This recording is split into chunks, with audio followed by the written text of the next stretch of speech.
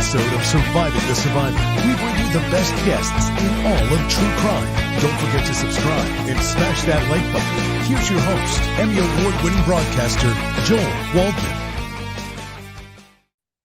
And I just want everyone in STS land to know that I just did all of that maneuvering on my very own. Welcome to Great Scott. It's your True Crime Phil on this Friday afternoon or whenever you decide to watch this fantastic show. America's most respected detective is MIA. I'm a little worried. It's unlike him. I'm sure he'll be popping on with a third Ferrari in the background, but only time will tell. Of course, this is the podcast that brings you the very best guests in all of true crime. And I'm patting myself on the back for not only putting that countdown in, but the opening animation single-handedly. The COE is actually hanging out with this lady right now and my children. So she's like, you're on your own. And so I just figured that out. And Space Coast is out there. So hopefully he's going to join us on the chat momentarily. Hope everybody is having a good Friday. You guys all know Scott Duffy. He is America's most respected FBI agent. How about that? He was with the Delaware office of the FBI for 20 years. Prior to that, 5.5 years as a Philadelphia police officer. Scott Duffy, are you worried about Fil Waters? I'm going to text him right now, live on STS Nation here. Just one correction. So I was in Lower Merion, which was a suburb of Philadelphia. Oh, well, there you go. There you go. I know Lower Merion. Isn't that Kobe Bryant land? It is, and I had a chance to meet him when he was still in high school. So you did, and that's a very upscale neighborhood. So how was it being a police officer in Lower Merion? I loved it. Bill Cosby's from there too, right? Just outside. Like he's closer to my neck of the woods in, I believe, Cheltenham. And yeah, Lower Merion just had quite a. It was the who's who of who was living in certain spots, but just a great community overall. Look at this. Look at this. Mystic Mama, go Phillies. I am sporting a little nostalgic for of course, CrimeCon, because I debuted this CrimeCon for Phil, but also because of the great win we had Wednesday. So Fil Waters says stand by. That's what he says. So he's coming. This comment's great here. I always wonder what people think on Fridays. Michelle Salter, hello from Salem, Oregon. My husband knows I'm watching STS and brought me a glass of wine. I love to hear that. I'm going to be having a few of those later tonight. And Frankie Figs, another correction. America's best detective is now Scott. There you go. You snooze, you lose. Look at what's going on with Fil Waters. Love STS, especially Fridays with Scott and Phil, the best host in COE. The COE bailed on me. I'm a poet and I know it. And there you go. What do you think Phil's excuse is going to be, Scott? Oh, I'm sure it's going to be some car related, a weather, Ferrari, something. My guess is something that he did not want to hear from his mechanic. That'd be my bet. You know what? You're right. It's going to be another mechanic call. I guarantee it. Jimmy and Jeannie Castellano. I haven't seen you guys in a long time. They come to us from Portland, Oregon. Friends of the show. They're big followers, big part of the community. So thank you, Jimmy and Jeannie. And then you got Peony Pink from Australia. Lest you think we are not the future. Tiff Knox. It's Phil coming in hot. I hope he comes in at all. He said, and I am what they do in TV. They call it vamping. That's when you try to hold off the audience until your live shot is ready to go. That is a TV term, vamping. So I'm vamping right now. Again, Uncle Phil says, stand by. So I'm standing by, but we're going to start in a moment. Just looking at some of these awesome comments here. Hi, SGS Nation from Donna Wheeler. Mish in Cape Town, South. I mean, it's so weird, isn't it, Scott Duffy, that someone is watching us in Cape Town, South Africa? That's a bizarre thought. And not only that, it's Mish, who's she's hilarious. She's all over the Twitter, all over the Instagram. She knows more about true crime than anyone, and I am left to fend for myself. What else can you do? Scott forces the women crazy. Oh, look at this. What? Took me a second to figure this out. Hope your wife is not watching. Scott forces the women crazy. That's what he drives. Drives them crazy. I love it. Love your Aloha shirt, not from anyone, but from Aloha 808. Should we bet on Phil's excuse? We just said that it's definitely going to be a mechanic issue. Maybe Nugget needed a walk. What if Nugget turned on Phil and bit him in like the neck, and Phil had to go to the ER? That'd be God forbid. By the way, I just want to say something. This is a complete free plug for this show, but there's a show called Night Watch on A&E, and they should be paying me to say this, but I'm addicted to that show. I cannot stop watching. Have you ever seen that show? I haven't. So A&E Night Watch. I watched I think it was The Night Agent. Yeah, which was good. Yeah, there was a movie called The Night Agent, but Night Watch is very simple. It's just super well done. It's Dick Wolf Productions, and they follow EMS from New Orleans, and I don't know what it is. They have amazing character. It's a reality show. It just follows guys in an ambulance all around New Orleans. The whole show. It's like they have like 6 or 7 calls that they answer each show, and I don't know what it is. It's just weird. I love the show. So if you guys are looking for a show, let me know if you like it or if you think I'm a total moron.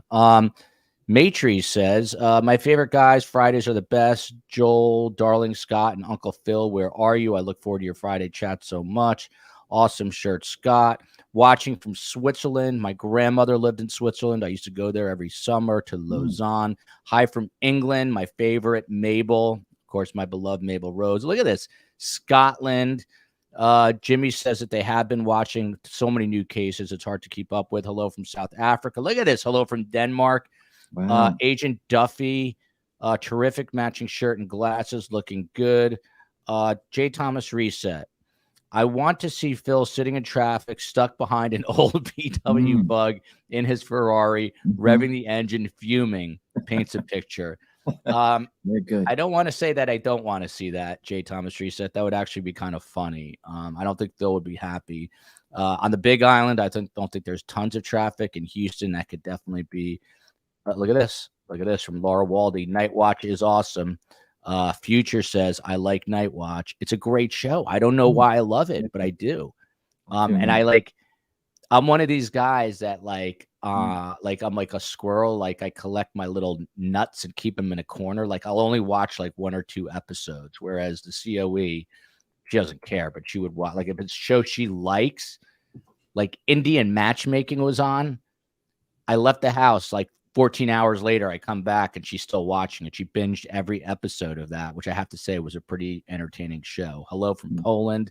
I don't know how much longer I can just look at this. My friend Michael Couture. We were battling a little bit over Tupac, but I'm happy to see Michael back. The guy is a friend of the show, follows the show. Phil is definitely busy listening to MLK's drum major insane after reading the criticism of his.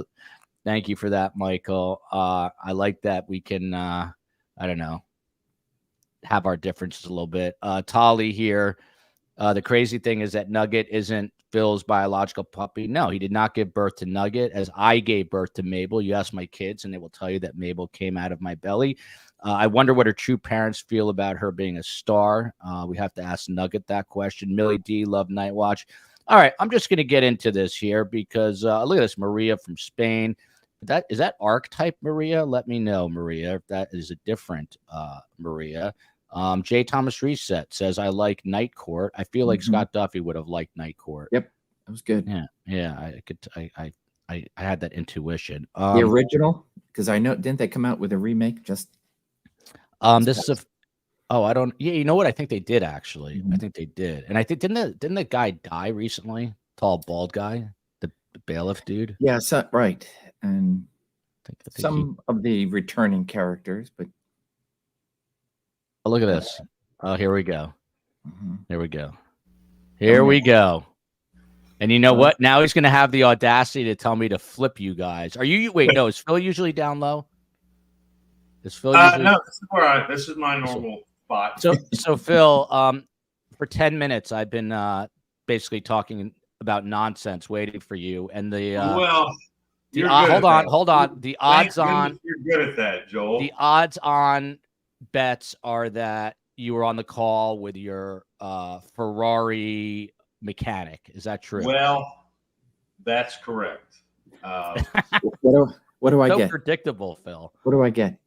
Yeah, That was the the other bet was that Nugget turned on you and bit you in the neck. no.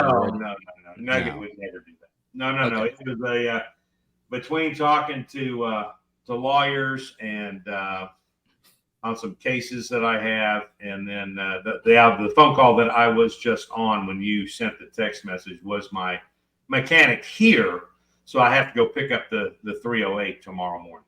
So sorry about that. The time just got away from me. I have no excuse. I was tardy. No.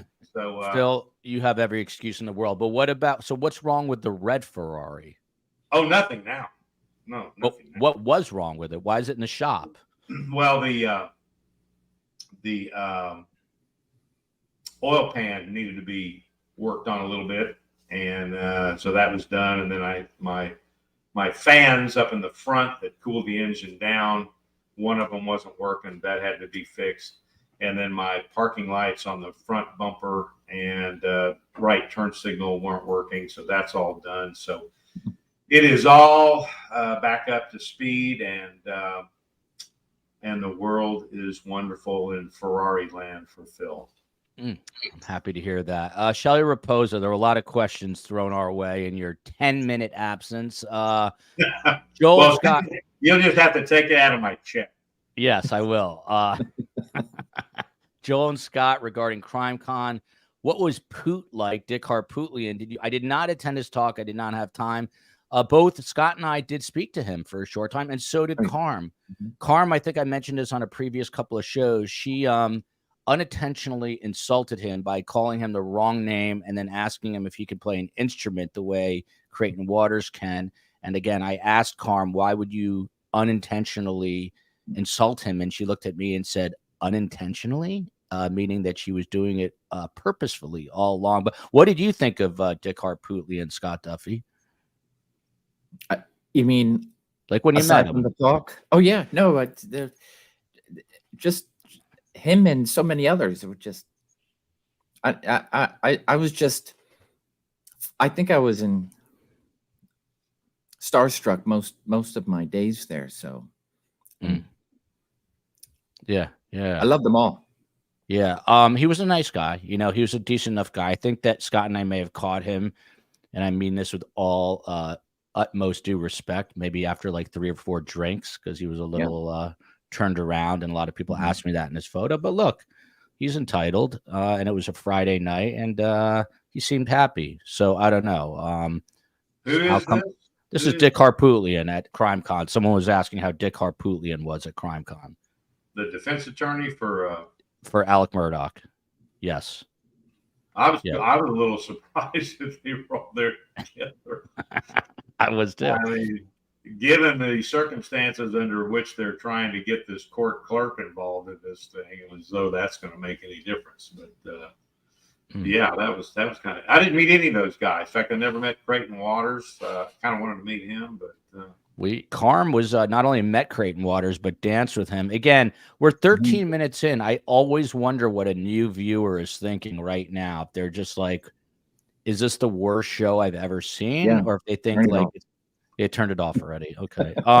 Terry Fairfield says Phil's on Hawaiian time. By the way, Scott Duffy, not one to rub it in. So the Phillies were playing the Marlins, and of course, Scott Duffy's got great seats and sends me a photo from the Phillies game to rub in the fact that they were up 7-0. But I told him, former FBI, the Phillies should have those guys in the front row. He had good seats, but they could have been better. But they're good seats.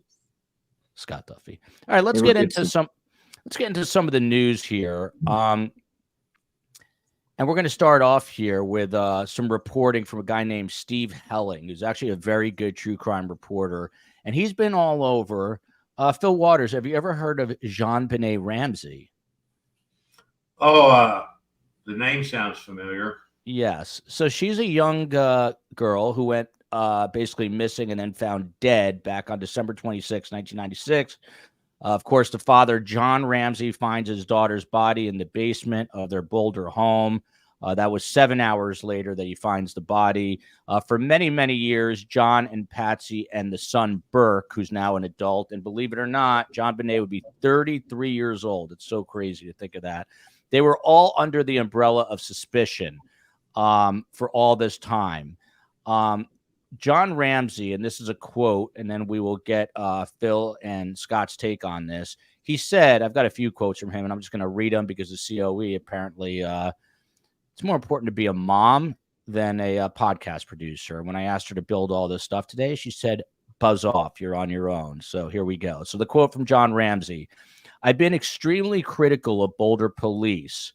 And he added that his criticism is now unfair because there's new police leadership who inherited this quote unquote mess. And he says, until I'm proven wrong, I have hope that the new leadership within the police department, who I was impressed with, will make good on their promise to use outside help to solve this case. Scott Duffy, how important in your I'm going to get to this with Phil, but unbelievably, the lead detective back in 96 is still in the department. He kind of just got demoted. But how important is it for a case that's this old and cold, is it to have a new set of eyes on the case? A new set of eyes can never hurt. It's especially something that's this old. And so putting it, taken out of a box, if it was ever in one, and then giving it to a new set of eyes, new set of detectives and whatnot, it's always a good thing, especially having some of the older detectives perhaps that were there to always be giving input. But this case has a lot of issues on day one, and of course throughout the years. So it's definitely not going to hurt. It's a good thing, though, to always be keeping it in the forefront of the police mind. And I'm glad that comment about a listener with regards to having renewed hope.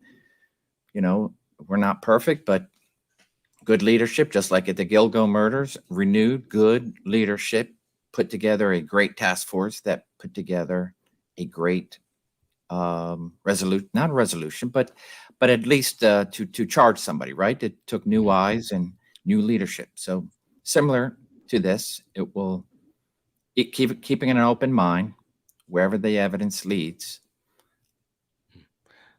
There you go. Fil Waters, I bring up Jay Thomas Reset's comment about Night Court because, number one, we were talking about the show Night Court, which I bet you like too, Phil. Did you like? Oh, Night yeah. Court? Yeah. The original one. The original. Yeah, the original. But they brought it back with, of course, we got to have a female judge now and all that bull crap. So anyway, we got to be diversity, all that stuff. But anyway, yeah, the original one was hilarious. Yeah. Jay Thomas Reset hypothesized that the reason you were late is that you were in your red Ferrari stuck in traffic behind an old VW Bug and you were cursing under your breath. How do you handle a traffic jam when you're in your luxury Ferrari and you can't rev the engine because you're just stuck behind a VW Bug? How do you handle those situations? Downshift. Downshift. Downshift. Tiff Knox says, I love Carm. So, Fil Waters, this is another quote from John Ramsey, of course, the father of JonBenet. The mother, Patsy, has since passed away, and it has been, Tiff says, I love Carm, but obviously it's been a bear of a time for these people. If you've been living under a rock for, since 96, here's JonBenet Ramsey, and of course her little beauty pageant photos, which I was never a big fan of this whole beauty pageant thing for these young girls, but that's a separate issue. John Ramsey said they refused, meaning the Boulder police, Phil, that almost from the beginning, they refused help from almost the beginning. And that has been the whole tragedy of this thing. They've refused help from the outside and they've got to accept it. There's some indication that they are now headed in the right direction. Of course, she was found, JonBenet, strangled with a rope around her neck, a garrote. She also had a broken skull from a blow to the back of her head. An autopsy showed that the official cause of death of JonBenet Ramsey was asphyxia by strangulation. And the interesting thing is a handwritten ransom note was also found at the scene. Same question to you, Fil Waters.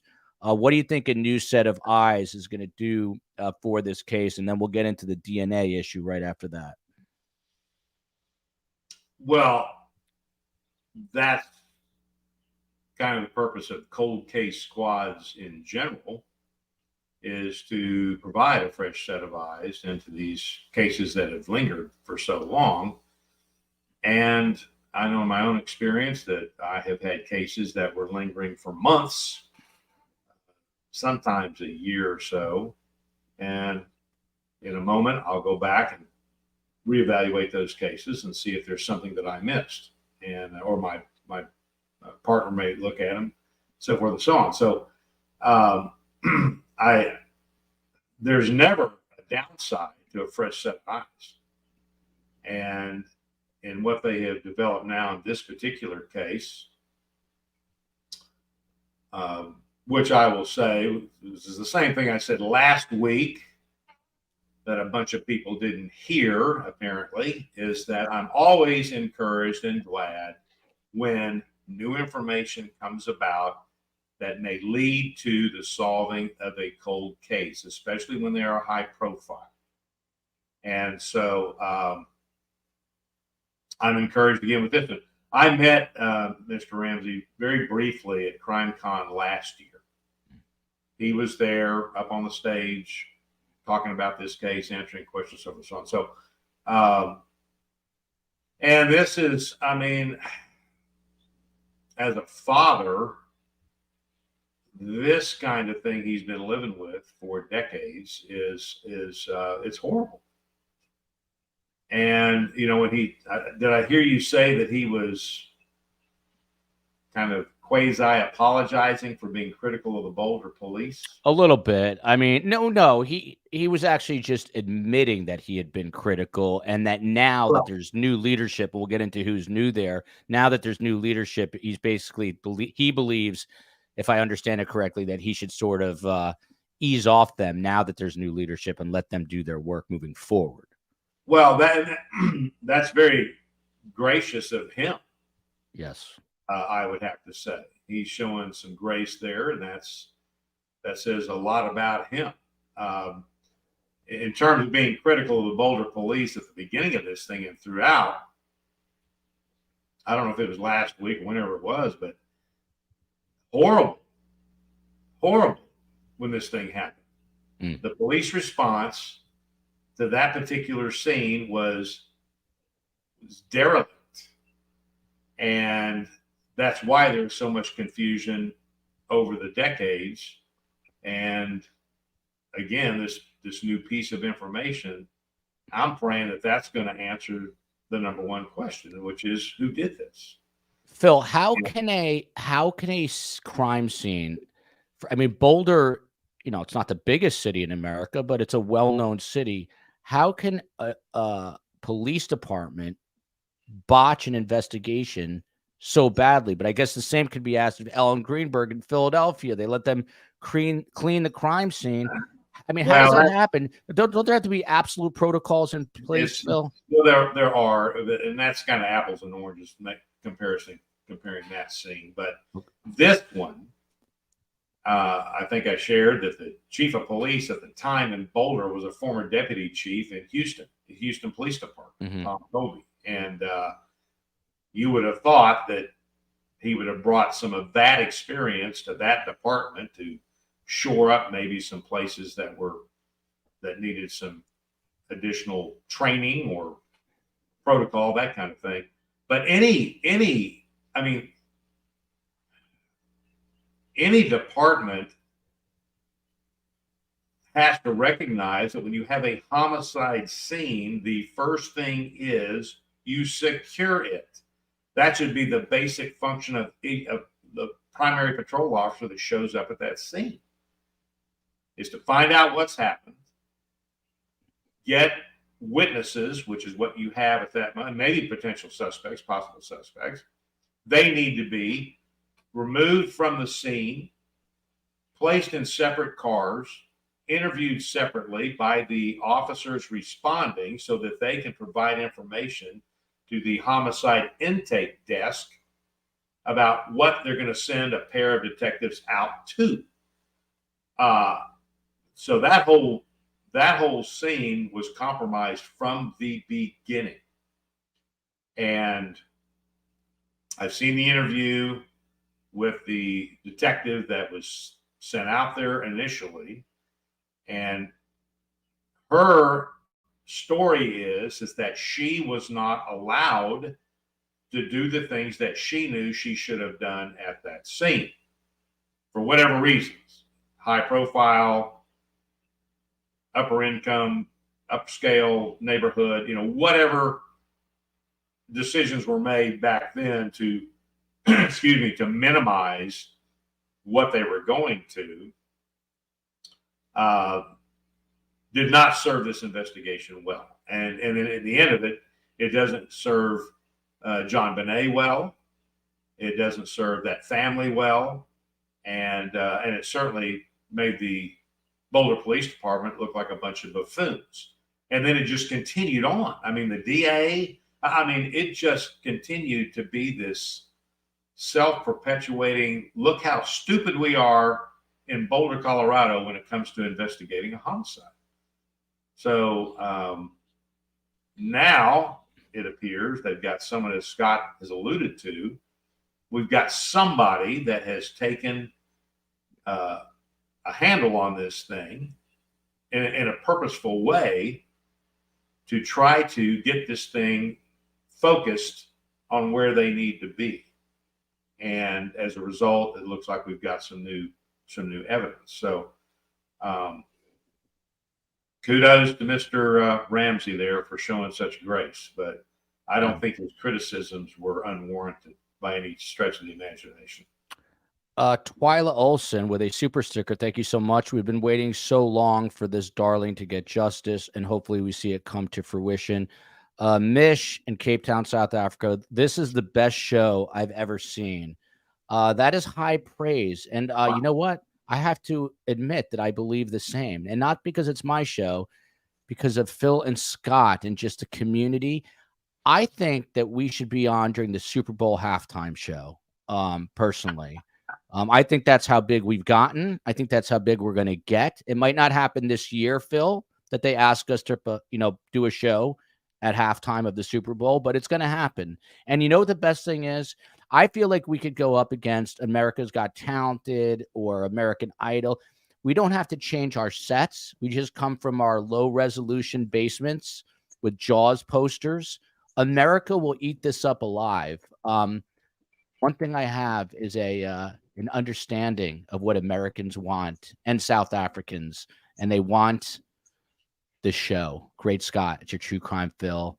Mark my words, the next 5 years we'll be on during the Super Bowl halftime show. That's how big the show is. And look, it's echoed by Tiffany, the best show. She comes to us from Mexico, Mabel, UK, the beautiful Mabel, named after my darling Mabel. By the way, I'm going to put this up. Please follow me at Surviving the Survivor on Instagram.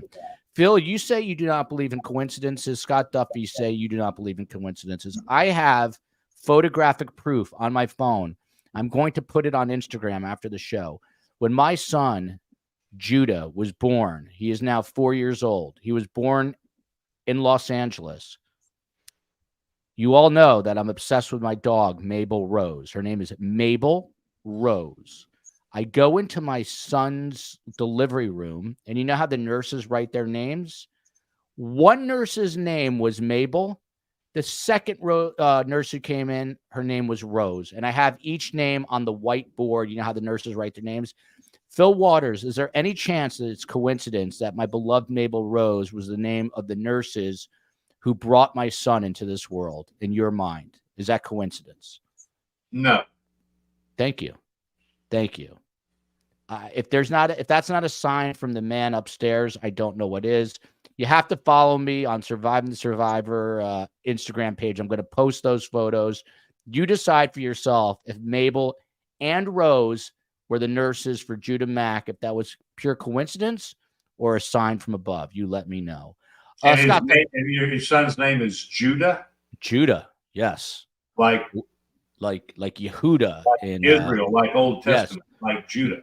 Correct, like the warrior of the Jewish people, Judah Maccabee. I will tell you this. So Jesus Christ was known as the Lamb of God and the Lion of Judah. Lion of Judah. I have a Lion of Judah little pendant that I wear since my son's birth. He is the Lion of Judah. And I am a Leo, and I'm a lion because I'm a Leo. So, well, we have that in common. So am I. When's your birthday, Phil? August 17th. Ah, I love the fact that we're both Leo. Scott, when's your birthday? It was just, you just had it. It was at CrimeCon. Don't tell me. It was September 23rd. 22nd? Yep. 22nd. There you go. Close enough. Scott Duffy. So here's something that's very interesting. Curious to get both yours and Phil's take on this. John Ramsey, another quote here. We know there's evidence that was taken from the crime scene that was never tested for DNA. There are a few cutting edge labs that have the latest technology. That's where this testing ought to be done. They are taking some of the evidence and they are going to now test it with the latest technology. Why in the world, Scott Duffy, would they have waited this long to test untested pieces of evidence, Scott Duffy? I can come up with two.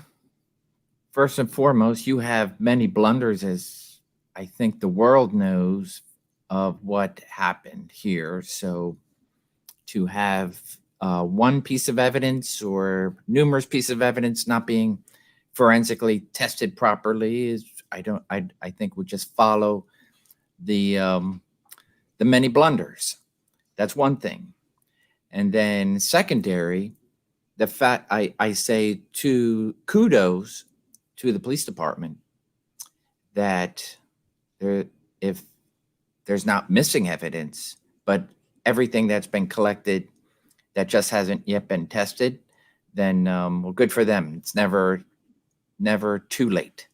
So DNA has made many strides just in the last few years. And so things that couldn't be done even 5, 6 years ago, 6, 7, 8+ years ago, are being done now. And so, for example, I remember a time where touch DNA was, you have private labs that were saying, yes, we support it and we can derive DNA from it. And then you have accredited labs, Quantico, the FBI lab being one of them, where no, it's not, science hasn't yet proven or shown. And now, everything is coming a line where it is something that is of value. So all these things don't really, I wouldn't even put it on the police department to say they haven't been tested. The fact that you have, just myself going to CrimeCon this past September and sitting in on a few of the workshops, it even threw me back with regards to what they're doing now since I left 5 years ago. So the fact that they have these pieces of evidence to be tested is a great thing, and I hope it results in something that leads detectives to a perpetrator, or more than one. And by the way, I forget who it was already, but this article is all single source, which, as you guys know, I've said this in the past, it makes me nervous. However, Steve Helling, who used to be with People Magazine, is now with you'll hear about this publication all over the place because they're deeply funded. And it used to be, I believe, owned by the people that own the political magazine, The Hill, but now it's called The Messenger. And Steve Helling now works for The Messenger, which is where a lot of this reporting has been done. But he's an excellent true crime reporter. And I sometimes you have to go with your gut. So my gut is telling me that his single source on all this is right. But you got to keep in mind that it's a single source and people get burned. So we're assuming that all this is happening and moving forward. But it is definitely not 100% proven that is the case.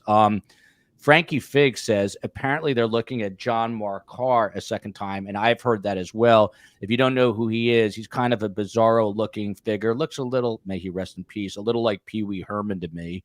And he's a guy that they brought over from Thailand who had previously admitted to the murder, and then his story just didn't add up. Phil, what's the deal, by the way? Why do people confess to crimes that they don't commit? What is the psychology behind that? Well, I'm not a psychologist and don't play one on television, but my sense is that these are people seeking attention. They are wrapped up in whatever that particular case is because of the nature of it. That case would be easy for someone, the JonBenet case would be easy for someone with that kind of a mindset to get wrapped up in it and become obsessed with it. And then they want to become a part of it. So how do you become a part of it? Well, you pop up and you say, I did it. So I don't find it terribly surprising that someone did that. In fact, when that started, I seem to recall when all that stuff started and he was in Thailand or wherever he was, I questioned it from the very beginning. I watched the interviews with him, watched him getting taken into custody and all that. And I just didn't. I mean, if it turns out now that, yeah, he's the guy, well, so be it. But at the time, he just appeared to me to be a grandstander that was seeking attention. And he got it. Yeah, and he's an odd fella. By the way, Scott Duffy, you look at this name of this STS Nation member. How do you pronounce it? Right here, that's on the screen. I would say McSpunky. And Phil, what would you say? Say that again. How would you pronounce this gentleman's name on the comment that you're looking at on the screen? McSpunky? Yeah, it's McSpunky. How else would you pronounce it? Well, for a while I was pronouncing it MC Spunky because I don't know why. Because I had interviewed at one point MC Search. Maybe it was stuck in my head. Anyway, well, I would think that like MC Hammer. Correct, but it's separated the M and the C, and they would be all caps, and then you would have Spunky. But he has joined them together in the common spelling of McSpunky. You're 100% right. You know, I'm doing 13 things here at one time, and I thought at one point it was MC. Then one night the COE said, "Why are you calling MC Spunky MC Spunky? Are you really 85 years old and don't know that it's Mick Spunky?" And I was like, I'm in my 50s, but I'm an idiot. And then Mick Spunky was making fun of me that I was calling him MC Spunky, but now I'm going to call him MC just because that's my nature, and I refuse to admit my mistake. But look at this. By the way, Mick Spunky's donated quite a few memberships. He's a stand-up guy, even though I've never met him, but I feel like he's a fellow brother because he's a member of STS Nation. Jams Jameson says, Mark Karr is a joke. In my opinion, I don't think they're seriously looking at him. There are better suspects. Scott Duffy, this is interesting. Again, you answered this a second ago, but it irks me that there's evidence at that crime scene that they never sent over for DNA testing, which they're apparently doing now. And it's going to be, they're going to generate a profile that's going to be compared to multiple public databases.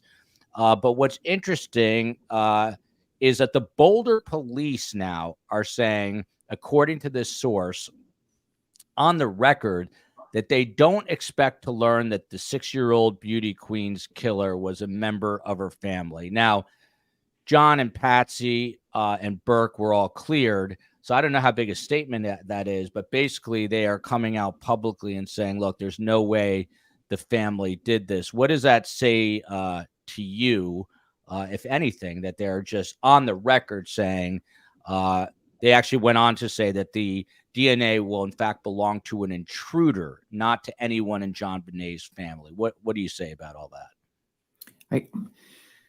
I mean, my questions would be, what is being tested? Are they swabs, for example, outside the home near the window, this basement casement window, right? That is supposed to be at least the point of entrance and exit.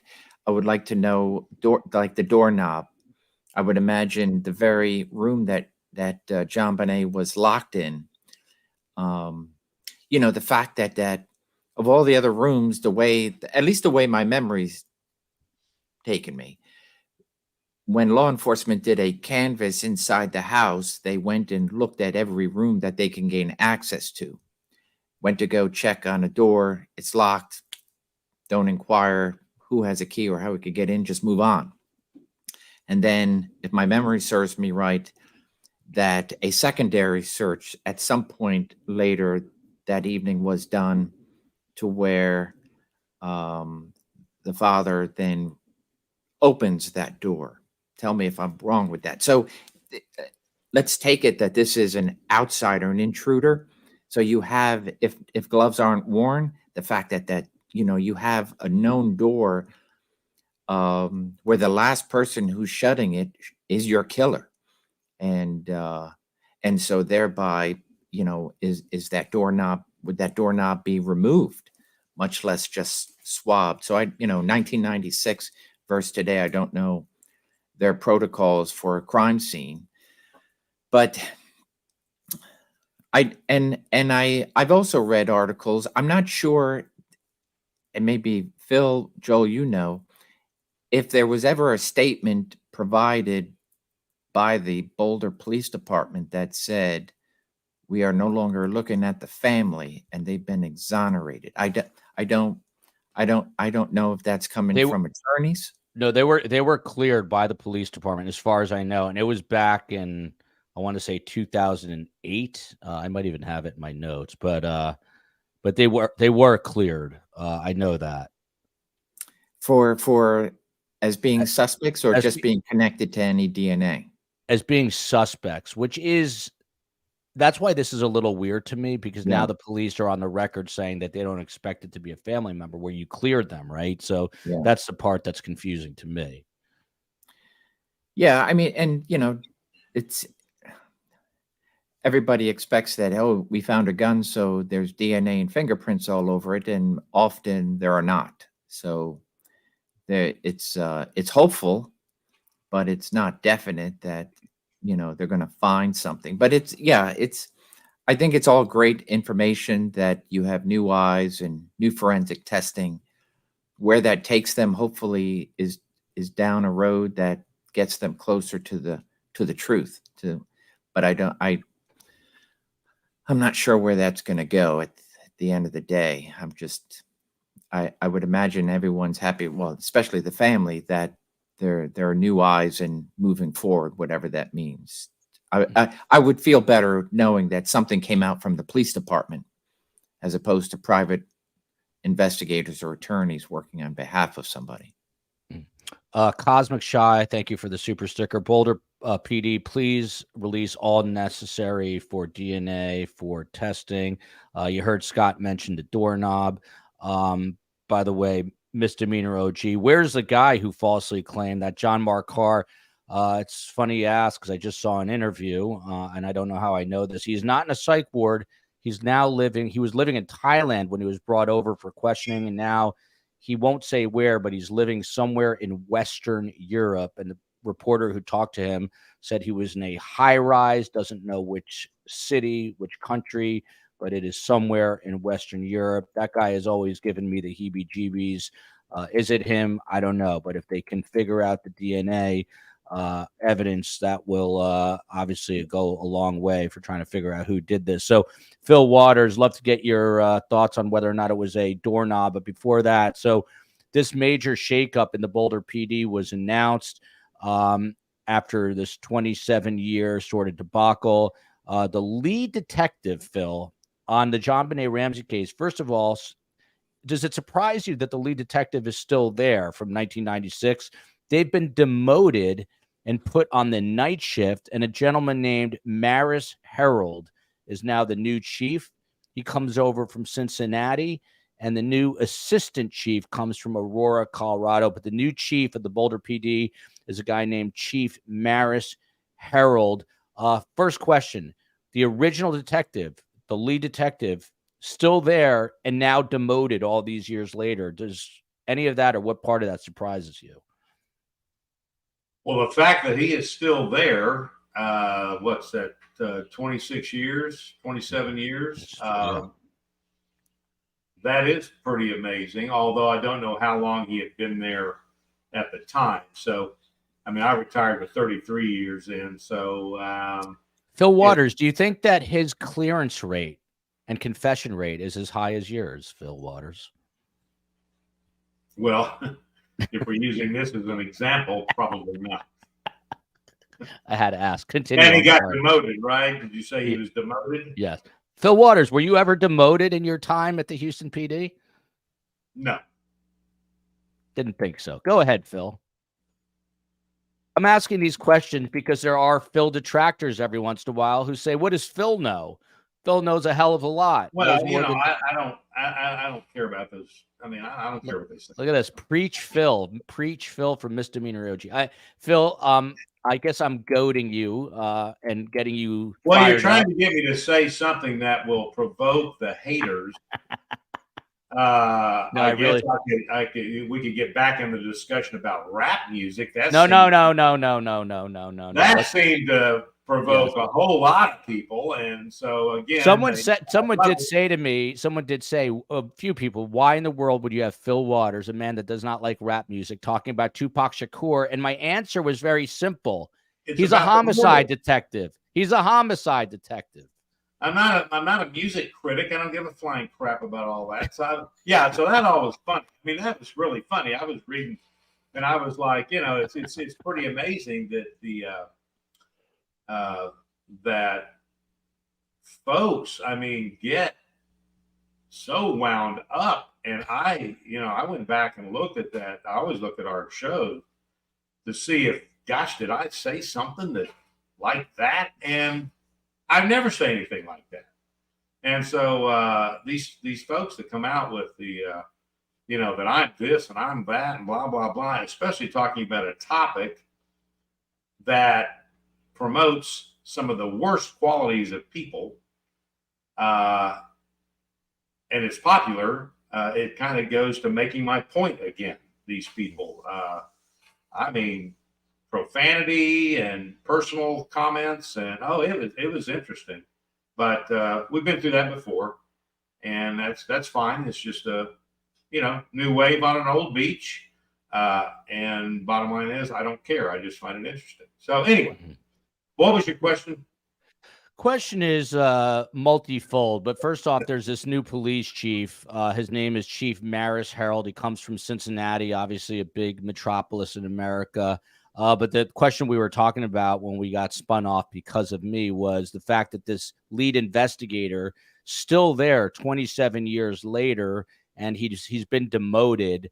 But when the new chief comes in, and it's been said that the chief wants this case solved, if you were the chief, where would you start? By the way, Kay Cimentel says there was no intruder, implying it was a Ramsey. I guess you still have to leave that possibility open. But Fil Waters, where do you begin as the new chief here?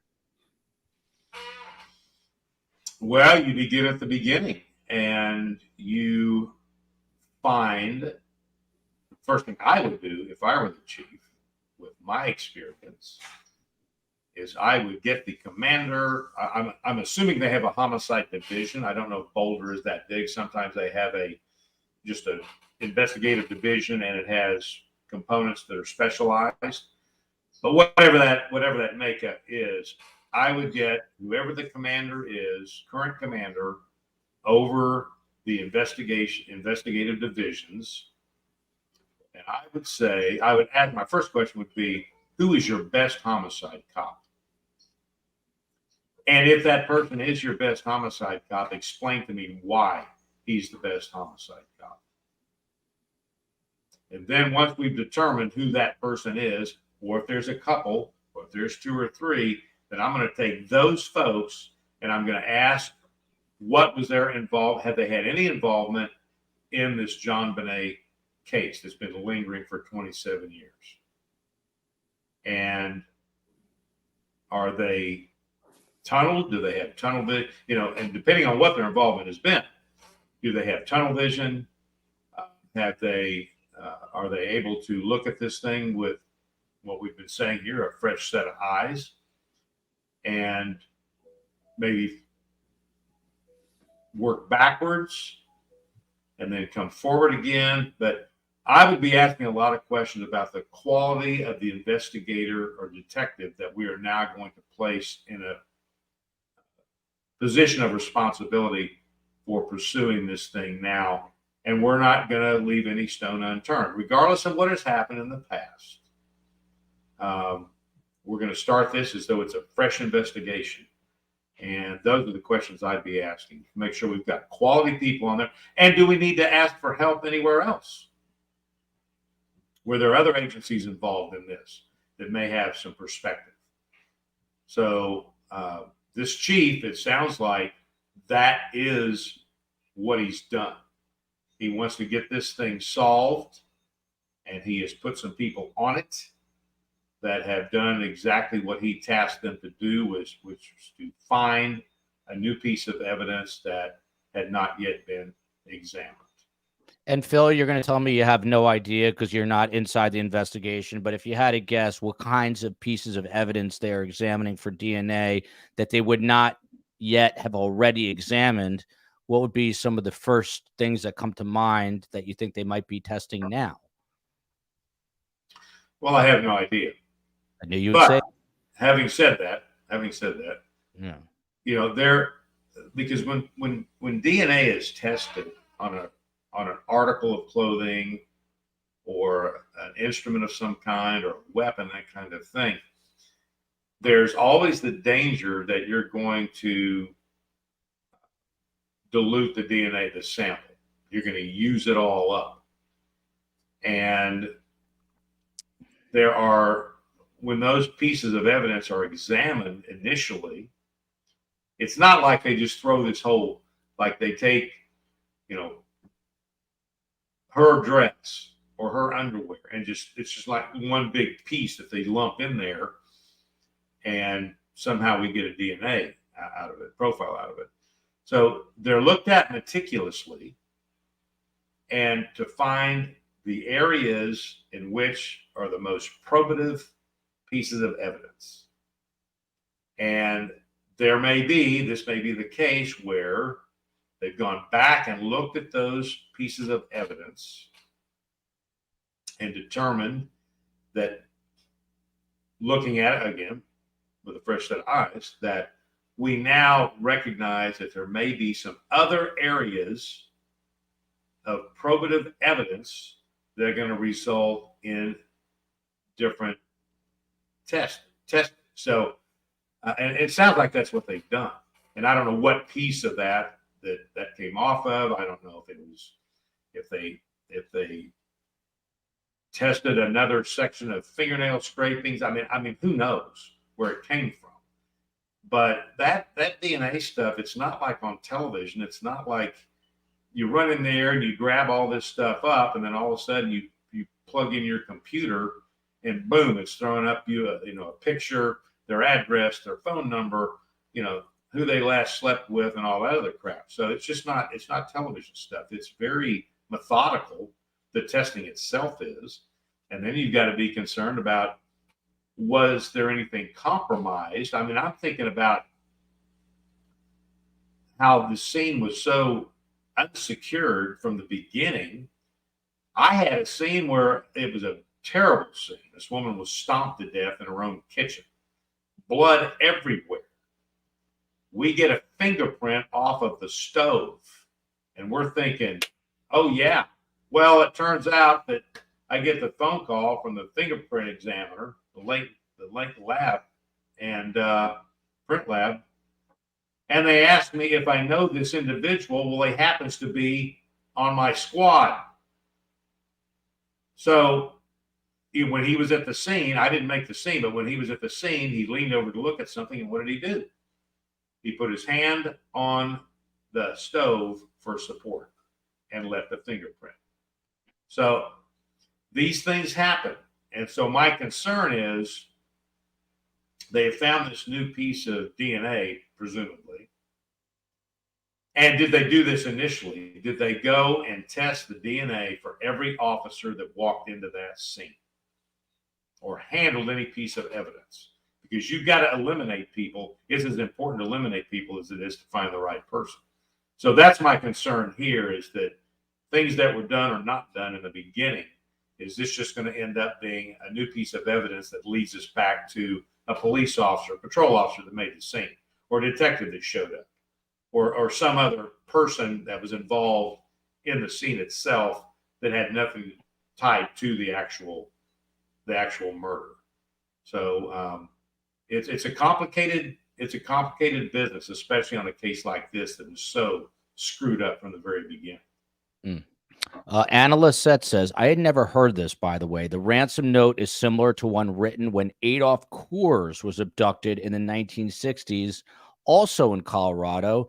This note can be read on Wikipedia. Very, very interesting. Never knew that Adolf Coors was abducted and that there was a ransom note. Who knew? Some interesting comment here. Cosmic Shy, by the way, with a super sticker. We hope for justice for JonBenet. God wins. Look at this. Beth D. I just followed you on Instagram, Joel. I hope you will all follow me on Instagram at Surviving the Survivor. I just posted the board that has the two nurses' name, one Mabel, one Rose, both nurses for my young son, Judah, when he was born. And look at this. MC Spunky, otherwise known as Mick. Here's my donation to put into Joel's GoFundMe to get a Ferrari. And it got a yellow backdrop like Phil's yellow Ferrari. Every little bit helps. About 73 years from now, I'll be able to afford Phil's Ferrari. Looking forward to it. By the way, final quote, then we're going to move on. The Boulder police, this source that this reporter from the Messenger spoke to, says and admits that the Boulder Police Department, quote unquote, effed it up. He says, we did. So the new chief feels like the best way to fix our legacy and to turn things around is to solve this case. So let's hope they solve Tupac Shakur. Let's hope they can solve this one. But now we're moving on. If I can find this. This name became popular over the weekend. This cute, adorable little girl. We go from JonBenet to Charlotte's Sena or Sena. Heard it pronounced both ways. The man accused of abducting her, she's just a 9-year-old girl. She was abducted in New York State. He doesn't look like the most well man in the world. He is accused of abducting her. And now his name, by the way, is Craig Ross, 46 years old, who, by the way, has some children. Sort of thankful he is not my father. Doesn't look to be in the best of shape mentally there. But you see the police at work in upstate New York. Charlotte Sena and her family was camping. She disappears. And before we get into the details of what happened, Scott Duffy, they are now announcing that they're looking at this guy. There's a couple of murders and disappearances from 20 years ago, and they're now looking at him as a possible suspect.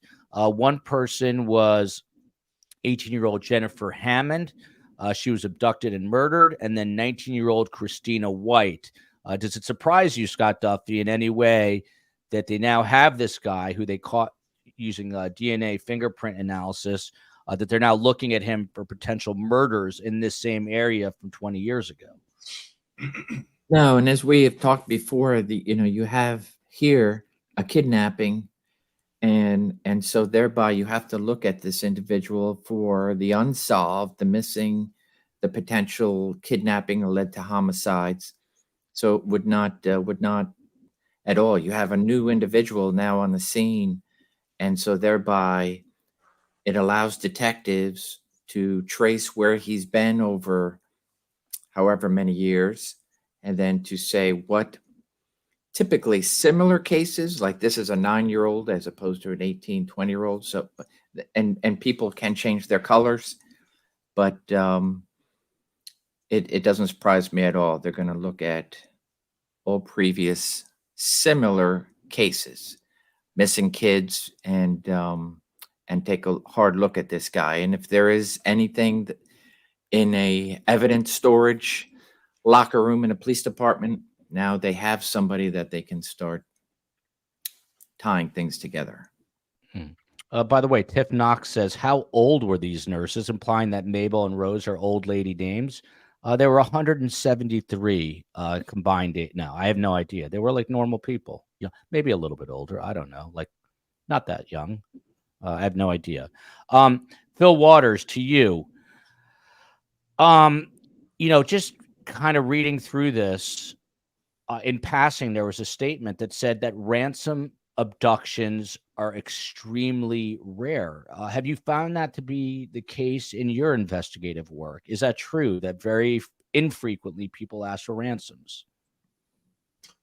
Yes, I worked kidnappings. We worked kidnappings and homicide, and the FBI was always involved in those as a support group and providing resources that assisted us in those investigations. I can only think of one where a ransom was actually demanded, and I want to say we got to it. We actually got to it. We got information about the kidnapping that was going to occur, and it was going to be a ransom that was going to be asked for, and we were able to get to it ahead of it. But I don't think I can't recall working a ransom kidnapping, and they are rare. And put the suspect's face up there again. Yes, sir. Hang on one sec. Please. There he is. There he is. Craig Ross. I know they're doing their due diligence and looking at these other cases, but this idiot here, I don't think he could find his butt with both hands. I mean, look at what he did. He goes up to their house, to their mailbox in his vehicle, and puts a ransom note in it. And then they find him living in a trailer. This sounds like a Saturday Night Live routine, right? They find him living in a trailer behind his parents' double wide, and he's got her stuffed in a cabinet somewhere. So he's an idiot. I'm not sure he is the arch sexual predator thinking guy, but they do need to look at those cases, of course. But it looks like his pattern of behavior here is that he had, asking a ransom. And by the way, I think, is it the FBI that's got this child abduction recovery team? It's called, it's the child abduction rapid deployment CARD. Rapid deployment team, that's it. Yeah. Okay. And they were involved in this as well. Yeah. So this is the outcome that everyone prays for at the beginning of one of these things, when these children are abducted. And in most of these cases, as heartbreaking as it is, when the child is abducted, they're dead within 24 hours. They're within hours of the abduction. In this particular case, of course, it looks like the motivation here is money. And this guy, I would imagine, he's not talking to anybody. He lawyered up immediately, so he's not that stupid. But he must have been sitting at this campsite looking for the opportunity. Just what little I know about the case, that's what my first blush on this was. This guy has been sitting there waiting. And sure enough, she goes riding off on her bicycle, wants to make the loop one last time by herself, and bingo, he's got his prey, and he snatches her up. So I don't know. I think the release has been that it appeared, at least looking at her, any physical harm that has come to her, at least it wasn't visible. And we don't know if there's any. I'm sure they did kits and testing and so forth and so on. But let's just pray that he didn't do anything other than kidnap her. And I'm not minimizing that at all. So everybody just, don't get their panties in a wad because I said that. I'm just saying that this is tremendous, and all the law enforcement that marshaled together in that short period of time.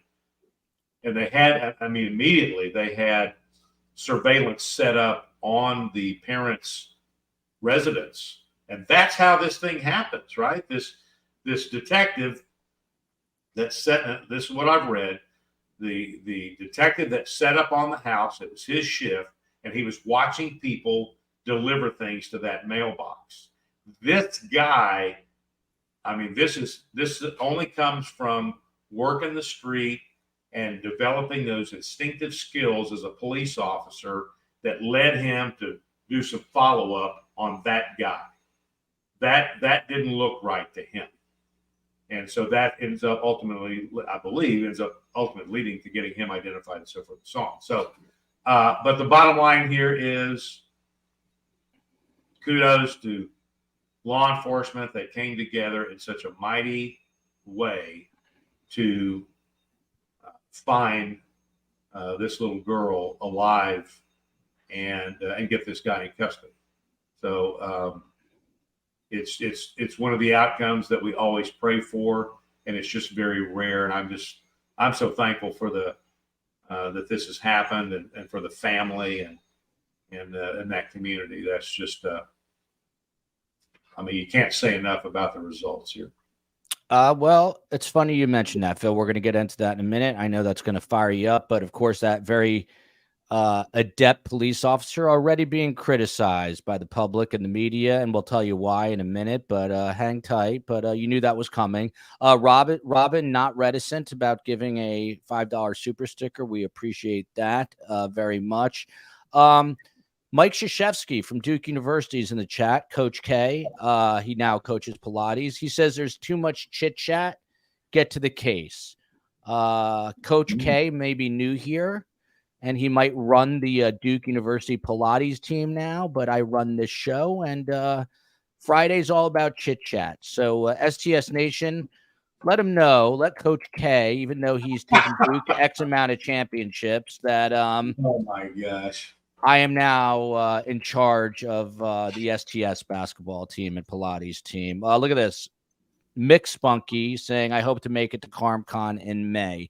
So, Scott Duffy, this is interesting. New York police had this vehicle description thanks to this astute police officer who was he was kind of keeping watch outside the family of Charlotte Sena's home at these campgrounds. He sees this weird car drives up. Someone gets out, puts something in the mailbox. He then goes and just makes a note of that. It stood out to the trooper.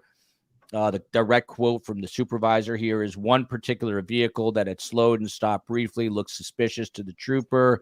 Upon finding the letter, because this guy left a ransom letter, they immediately communicated the vehicle's description to the non-commissioned officer in charge, and a BOLO, a be on the lookout, was issued to all surrounding patrols. 14 hours later, they get the fingerprint DNA off of this ransom note.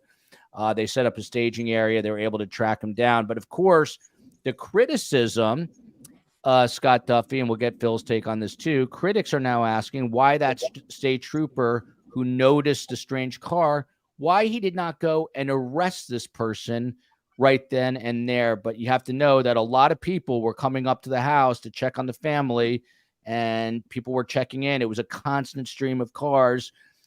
Are people just never happy? There's too much chit chat. Police aren't arresting quickly enough. Whatever other complaints there are. What's going on with the state of human beings, Scott, that they are criticizing police for doing an outstanding job? I don't have an answer for that. Sorry, Joe. Yeah, I mean, all they need to do is spend one day in the life of an investigator, of an investigation, and just see how complex it is. And perhaps the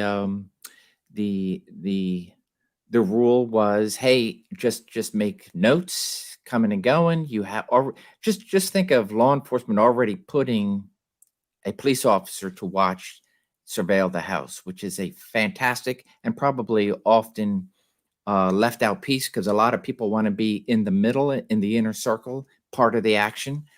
And sometimes you forget to put people on the outside to say, your job is nothing but to observe.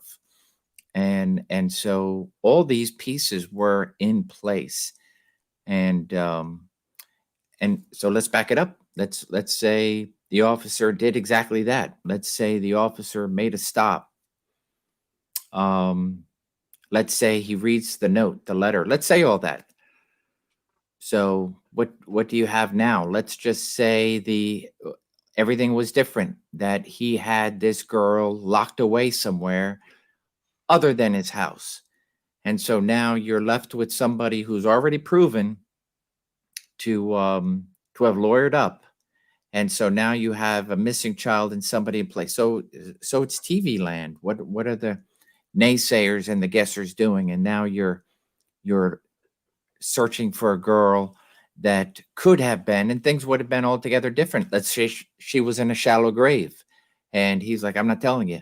So all these things, you can always what if and second guess. But police work worked, and it didn't work in a half-hour episode of CSI. It worked in the real life. All pieces came together. An observant officer combined with all the forensics and then of course, thank God, this girl truly was a ransom, not injured, not killed, and left waiting. So I don't think there's, now you'll always have a debrief and say, okay, we'll learn this or do that, but I don't think there's anything negative you can take from this investigation. Well, Misdemeanor here says, Coach K, you should have seen the first 13 minutes of the show, followed by marking time, who says, buzz off, Brad. Fridays are miscellaneous chit-chat days here, and that makes us all happy, especially me. Where was this other comment? I don't know where it went. Someone said, Phil, that people are just never happy. I think that sums it up best. There's a quote from Joe Jackalone, retired NYPD sergeant, about the criticism. He says, and I quote, even when the police do everything right, they are wrong. Policing must be very easy since everyone on the internet can do it. Do you agree with Joe Jackalone? Say that quote again. Even when the police do everything right, they are wrong. Policing must be very easy since everyone on the internet can do it. I would agree with that. I'm amazed. I really am. I shouldn't be, but these, the bedwetting critics that never have anything good to say about law enforcement, living in camping out in the basement of their parents' house and hiding behind their monitors and their keyboards. I would just say this, and I've said it before, of all the jobs that I've had, scooping ice cream to construction to being in the Marines to sacking groceries, whatever it may have been, I've never had a job like law enforcement where there were more people that knew how to do my job better than me, having never done it. So I'll leave it at that. And all these other people are just, in my world, they're just cannon fodder. I don't have time to even pay attention to them. Well, Cindy says at least they should run the plate number on a suspicious car, followed here by someone who does believe. Linda Glass says the police did the right thing. Phil just waved his hand in disgust at the run the plate numbers. But there were a lot of cars coming through. I mean, I think it's good that person at least made a mental note, knew to go back, and that's what, Well, look, okay, so Scott was talking about possibles. Okay, so let's just say, for the sake of our discussion, that he goes after that one car. Mm-hmm. All right? He's already noted that there's something different about it, and that's why he goes to the mailbox and finds that letter. So let's say he does that. And let's say it's not the guy. And the guy that really did it comes in behind him while he's jacking with this other person. And then we lose all of that. So these coulda, shoulda, wouldas, I tell you what, these people, they need to lighten up, Francis. I mean, take a breath.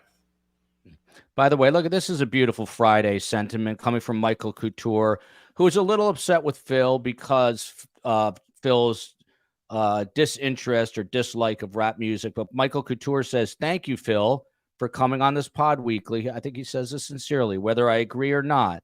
It's ugly enough to make any effort at all getting to the bottom of justice in this country. but I appreciate your effort. So look at that. Men coming Thank you. together.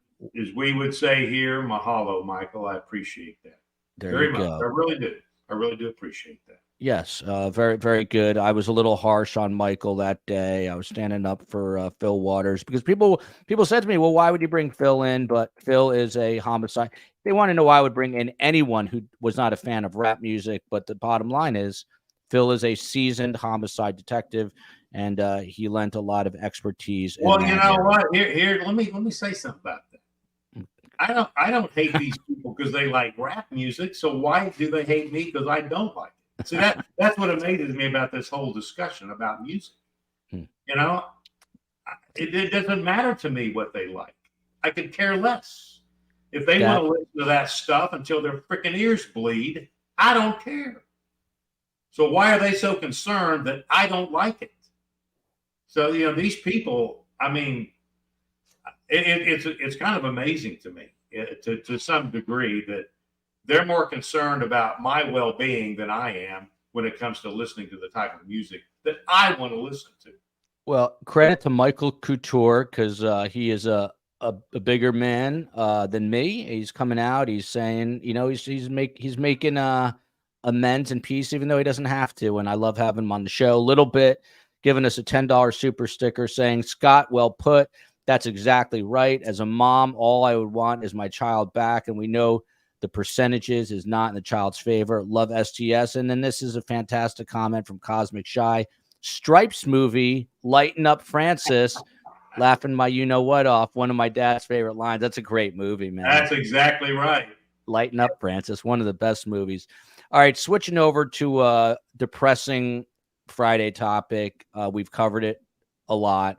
Obviously, we're talking about Brian Kohberger. Of course, we always remember Kaylee Gonzalez, Xander Kernodle, Maddie Mogan, and of course, Ethan Chapin when we discuss this. But this is interesting to me.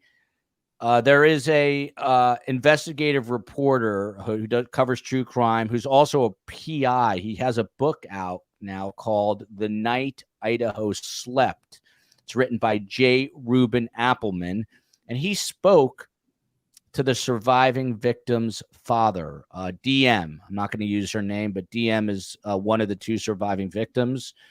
And she said, Scott Duffy, that she is now isolating herself. This is according to the father through this reporter. So these are not direct quotes from the father, but rather from the reporter who wrote this book while Idaho slept. And she says she's isolating herself after experiencing brutal, quote unquote, dogpiling on social media since the quadruple murder. Again, this guy spoke to the father, but she appears to be just starting to get out of immense trauma and basically being frozen in her steps, unable to function, now sort of starting to move along. How important is it to hear from this reporter and this father of the surviving victim to kind of get her state of mind, or is it not important at all?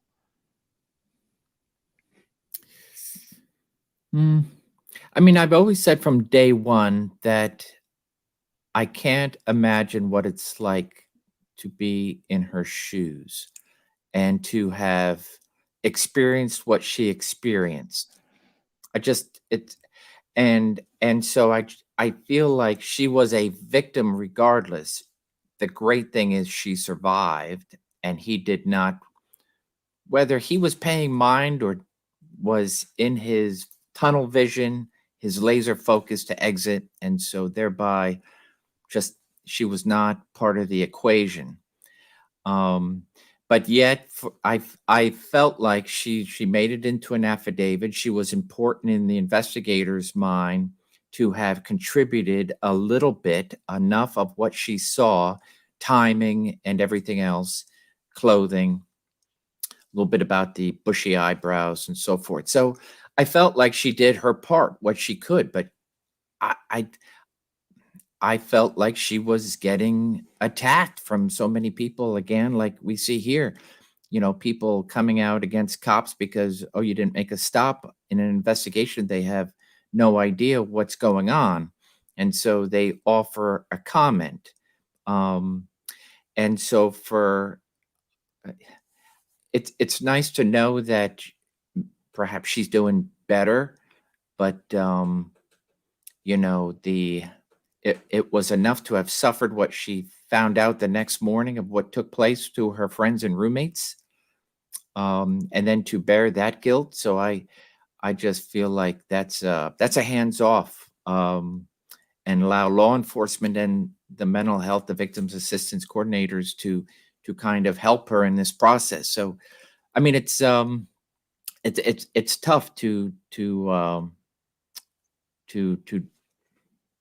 figure out or try to assess why she did or didn't do something. And I don't think that's our play, especially when we don't know, right? We don't know what state of mind she was at that time. She's a college girl. And so, you have to ask people, step back in your own college days, wherever your mind is at that time, and take away a traumatic event. Think of the lack of things that you do or don't do, but then to add an event like that, not so much what she saw at the moment, which was shocking in of itself, but then to have learned later on what she actually did see, that's a lot of weight to put on one set of shoulders. Yes, it is. Abby, ta ha ha ha ha. I'm going to write a rap about minivans, about mine maybe. Phil will love it. P.S. My husband, Hub, said, Phil, you are a smart man. I would expect nothing less from my adopted daughter. Thank you, Dave. Look at this. This person must be related to Coach K. It's not the worst thing I've ever watched, but get to the point. Thank you, envious Canadian. I take these comments very. He's a Canadian. He's a Canadian. Well, yeah. He's got a whole nother set of problems. So, or he or she or whatever. Yeah, maybe it doesn't know what it is, but they got a whole bunch of problems. I'm going to let envious Canadian just deal with the wrath of STS Nation for that comment. I would not say that I am vengeful, but that comment is going to gnaw away at me, eat away at me like hydrochloric acid, and I may or may not hold a grudge for the rest of my life. But this is our Friday show. If you don't like so much chit-chat, then maybe tune in the rest of the week. There you go. Elf just happens to say, go Ferrari, Phil. Totally agree. Not exactly sure what she's referring to specifically there. But there you go. Fil Waters, the father here through this reporter of DM, the one of two surviving Idaho 4 victims, says this was part of the trauma that she experienced. Dylan herself has retreated from the public eye. Very few people see her. Her father expressed heartache over his daughter suffering from brutal cyberbullies. I was just cyberbullied by this person after the trauma. And I just am a lowly nobody podcast host. Imagine if I'm a victim of one of the most heinous quadruple homicides in American history. So he says that she's just trying to recuperate. She says she's in the process of healing. And here's the quote from this reporter. She's in trauma therapy of sorts. She's getting help from the spiritual community, isolating herself, but she is stepping out a little at a time. She is gaming online with peers in group gaming sessions. She's doing what she can without going into public. I mean, Phil, this is a beautiful young girl at the University of Idaho, smart college student, her whole life ahead of her. She gets caught in the middle of one of the most horrific crimes, and there's no doubt that the rest of her life is going to be marked by this. I mean, I know you're not a psychologist, but you're a dad. What kind of advice as a father would you be giving her? What would you be saying to her? She has her whole life ahead of her. She has everything going for her, but probably forever she's going to feel guilt that she didn't do more. She didn't say something. She didn't call police.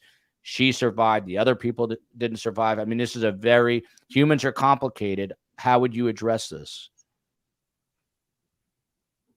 Well, let me understand the backstory here. Who wrote this book and why did they write it? Okay, so he's a private investigator. His name is the initial J, Reuben Appelman. I had not heard of him, but apparently he's sort of well known. He was working on a book, which is either out or about to be out, called While Idaho Slept. And for full disclosure, I reached out to him to see if he wants to come on to discuss the book.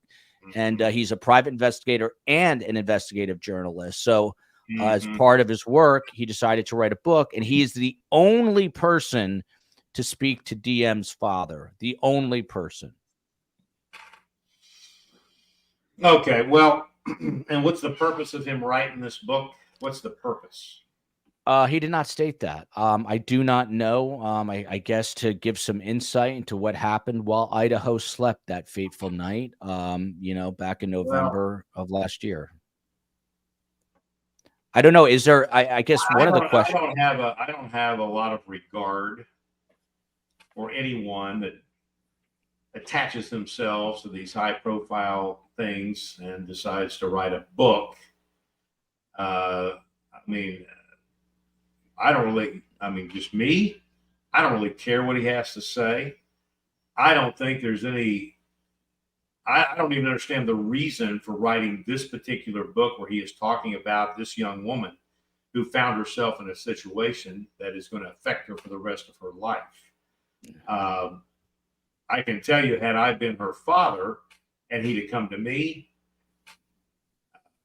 his nose probably would have been rearranged on the door slamming in his face. I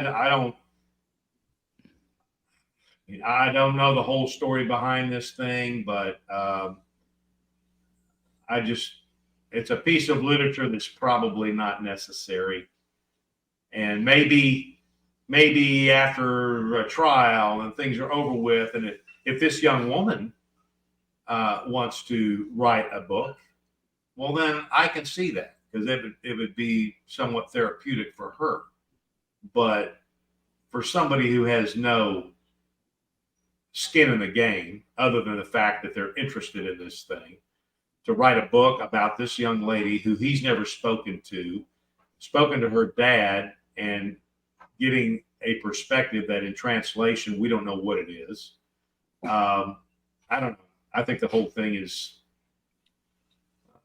Phil, what about the legal repercussions with a book out there? The defense can obviously use that in their discovery and in their case. How does that possibly impact the trial? Sorry about that. Oh, the bozo horn. I heard a touch of the bozo. I thought I had it all turned off, but yeah. Got to touch. Look at that. It's not a show without the bozo horn. We got to get Nugget in before the end of the show. But Phil, what about, how can this impact the trial itself? The fact that, there it is again. Hang on. Trying to kill this thing. Okay. I just had a horrific thought. There you go. Sorry. Just had a horrible thought that something happened to the Ferrari, but go on, Phil. No. That's actually my kids and my wife and me are on this thing that they call Mayo Lovers, which is a group text thing, because they all obsess over mayonnaise. I can't stand it. And so I'm just part of this thing. So that bozo horn will be going off. But hold on, this just went right over my head. The Waters family has group chats about mayonnaise? Yeah, that they dubbed the group. They called themselves Scott Duffy, Mayo Lovers. Mayo. Let me tell you something. One of the things I hate most in life is mayo. I cannot stand it. Well, love it. You love it, Duffy? All my kids love it. They buy like tubs of it. And Scott Duffy loves it. French fries, hamburgers, mayonnaise. That is Scott. Oh, yeah. Scott, I didn't need to know that, man. Yeah. My whole opinion of you has now changed drastically. I cannot stand mayo, but why would, I'm just so curious why the Water family would title their group chat Mayo Lovers. Because we have this discussion about it. Oh. They're like sending memes and pictures of freaking mayonnaise to me. And so, Yeah, I'm with you, Fil Waters. I'm with you 100%. By the way, Ketchup says, haha, welcome to STS where we buzz off Brad. Yes, we do. Look at this. Michelle Burns, buzz off Canadian from another Canadian. Maui Swift, another Canadian and friend of the show, not polite Canadian. Yes, look at that. No, well, we got way off on because of the bozo horn thing. But yeah, anyway. I was going to ask you. So in terms of a trial, how yeah. possibly detrimental? Back to the topic. Yes. People are now panties are wadding even as we speak. Whoever does not think this would be the greatest halftime show in the history of the world is just well. You're gonna watch Bruno Mars, like sing the usual. Well, I don't listen to Bruno Mars. Yeah, but I don't know who they have someone already for this year's Super Bowl. I don't know who. But anyway, go ahead. It's going to be. Is it Beyonce? Who's Usher? Usher. Yeah. Yeah. Okay. I like some of his music, by the way. Yeah. I like. I actually met. I'm trying to think of where it was. I had to take an elevator with Usher at some event, and he was actually a super nice guy. Yeah. Super cool. I like some of his. I like some of Usher's music. Yeah. What a beautiful smile he has. Phil, what about how this? I digress. Yeah. How does this affect the trial? Well, I don't know, but it could. I mean, all this crap that's coming out here. There's always the possibility. Well, I turned that thing off. He's doing it on purpose. No, I turned it off. Look at this: 51 million other channels on YouTube. By the way, I'm very. Well, I apologize. Thank you, Jay. Why would someone be here if they don't like it? Because they want to complain. They like complaining more. I've never complained a day in my life. These people need to get a sense of humor. That's the problem with most of them, right? They're humorless. They go through life humorless. 100%. They're a 100% pity party all the time. They're victims all the time. Everything's a victim. But anyway, back to the topic. So, any of these things have the potential of nullifying a jury. So, to write these books, to me, I guess it's similar. The guy that come and say, I did it, and didn't do it. For whatever reason, they're promoting themselves is what it boils down to. If they want to write a book when this thing is all over with, and then we go and maybe we talk to her directly because she decides that she wants to tell her story in her words. That's the way to do this, to be respectful, to treat everybody in this process with dignity and respect. And I just believe that when people do things like this, they're dropping the ball on those two aspects of how we relate to people. And so if he does come on your show, my question would be to him, what's the purpose of writing this book? And if he had some sort of legitimate purpose, what's the purpose in writing it now before this case is even adjudicated? I love both questions. There'll be questions 1 and 2 if he says yes. Look at this. Marking time. Phil has clear common sense. That's becoming a rare quality, and consequently, some nowadays misinterpret that. I love Phil. I wish he had been our detective during my family's meetup with murder. Sorry that you had to deal with that. There you go. And then this from Kelly Jansen. Joel, reach out to cold case detective Ken Maines. He has a YouTube channel. I'm very aware of him. We've talked to him a few times, but he's tough to get a hold of. He did a deep dive on Ellen Greenberg's case. I think he could be really helpful. I'm also speaking to a retired detective right now, former sergeant in the Philly Police Department, and we're going to get another show very soon on Ellen Greenberg. This next case absolutely affected me in a very profound way, and I'll tell you why in a second. But this is a Brooklyn activist. His name is Ryan Carson. Oh, yeah. He was murdered over the weekend. Not the weekend. What day is today? The weekend's coming. This week. Thursday night. Not Thursday night. Wednesday, maybe. So the suspect in the deadly stabbing was arraigned last night, and his name is Brian Dowling, 18 years old. He's been charged with murder with depraved indifference and criminal possession of a weapon. And the bottom line story here, and this is why it affected me so much, on closed circuit video, and these are the things that Phil and Scott would see all the time and have to pour over, but I try not to watch these things. So here I am watching a beautiful young couple, 31 years old, in Brooklyn, and they are just minding their business. It's like 4 a.m, and they're walking home, and he's with his girlfriend, this guy Ryan, and you see him taking steps, and I'm literally saying to myself, these are the last steps he will ever take in his life, right here. And a guy comes basically out of nowhere, a couple of words are exchanged, and he is stabbed in the chest and just crumples to the ground. And you see it all. You can Google it. Not going to pull it up, obviously, but you can Google all this. Here he is, just minding his business. What appears to be completely random. Takes 1 step, 2 steps, 3 steps. This guy comes. You see him kind of like poke the knife at his neck. He takes a couple steps back, gets stabbed. And now you even see the girlfriend's reaction. She doesn't even, you can tell she has not processed it because she's still talking to the suspect. And then she sees, and she sees this guy, her boyfriend, on the ground, crumpled over. She begins to talk to him as though he's okay, but he's not. And he ends up dying right there on the sidewalk. Scott Duffy, what about the fact that this was just, as far as we know, just a completely random attack? Here you are. You're with your girlfriend. You take 1 step, 2 step, 3 steps, and that's the last step you'd ever taken in your life because some guy just decides to come out of nowhere and stab you in the chest. Is there any advice or words of wisdom you can offer upon hearing this?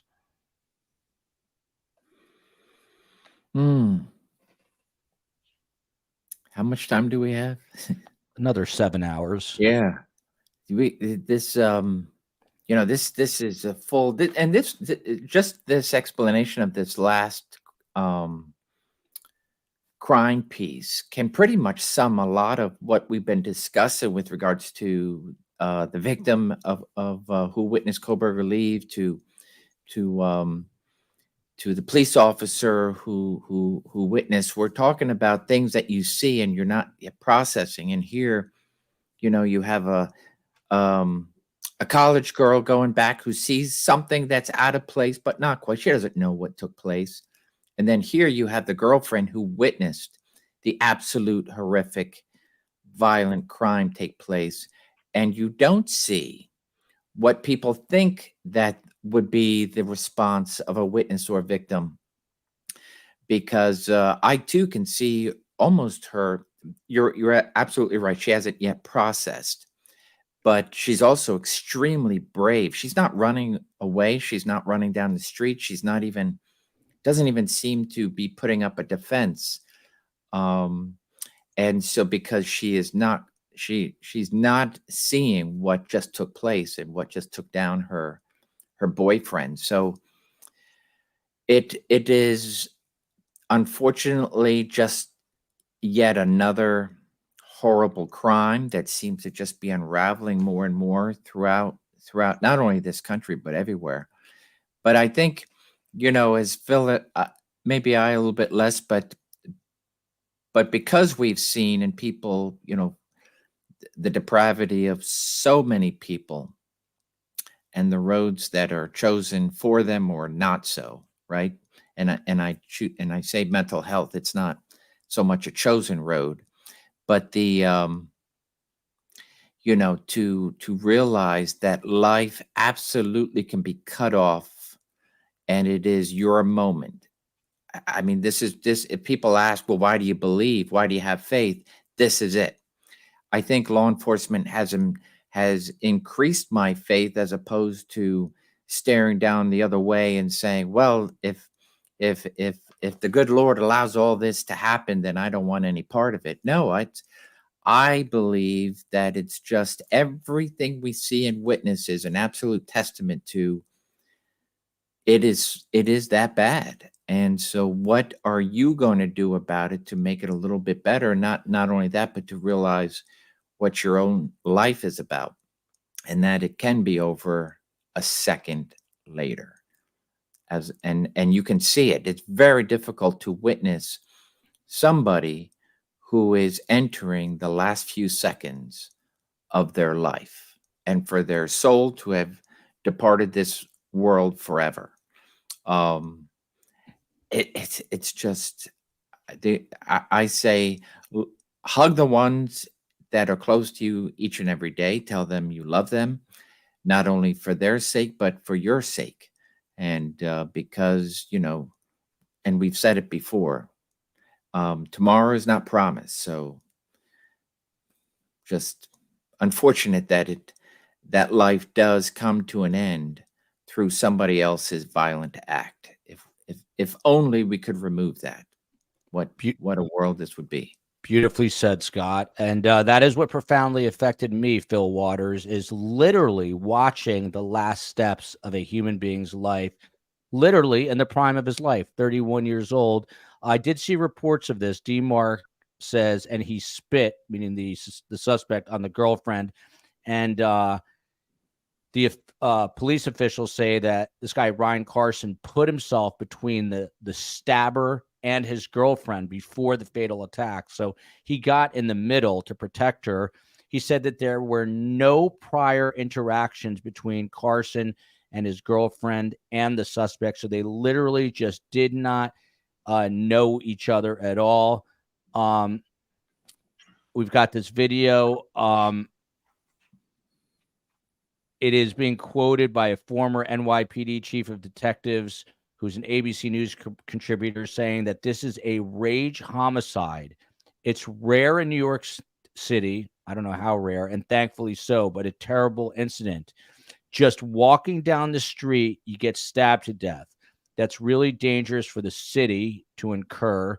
People don't feel safe when that happens. Well, that's stating the very incredible, obvious stuff. But Fil Waters, I mean, hopefully there's something to be learned here. Is there anything that one can do? I mean, this guy was a maniac. He came out of basically nowhere. You could tell he's in like a heightened rage, spits on this girlfriend, according to reports. The guy tries to get in the middle and calm it down, and he's just stabbed. I mean, is there anything else this guy could have done potentially? And I'm talking about the victim, to try to suppress the situation. But I personally don't think there was, because how can you calm down a maniac? Well, that's a complicated question, or maybe the answer is complicated because there's not one size fits all here. I watched the video, and we watched this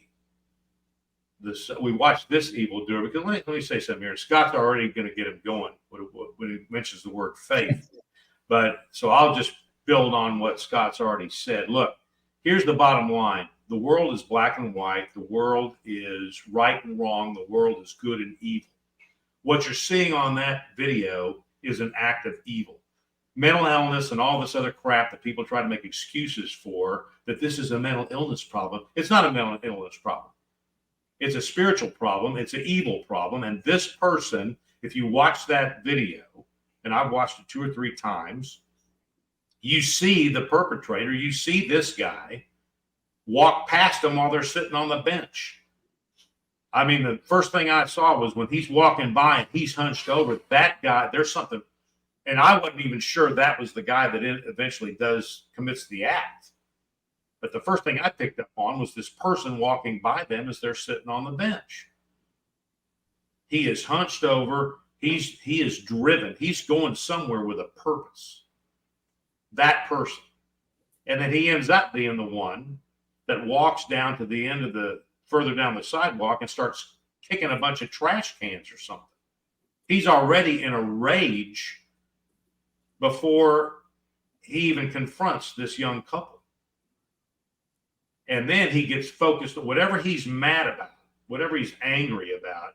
He now gets focused on them, and they're the ones that are going to suffer all the consequences of whatever rage and whatever evil he's experiencing at that moment. And it manifests itself into stabbing this young man while he's trying to protect his girlfriend. So And she, I mean, you watch this thing unfold, and she doesn't even understand what's just happened, other than she's seen her boyfriend, what she think, I guess, is getting hit, and he falls to the ground. But she's not really, she isn't comprehending what has just happened here. And then the guy does come back and spits at her. Well, he kind of does a little juke at her, and then he spits at her, and then he leaves.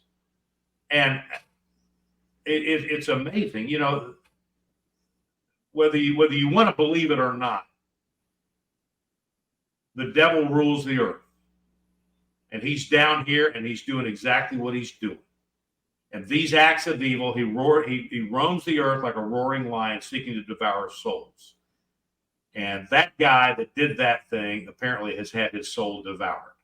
And he commits an act of evil on two innocent people. Now, to answer the question about what could have been done in cases like this, shoulda, coulda, wouldas, really don't matter.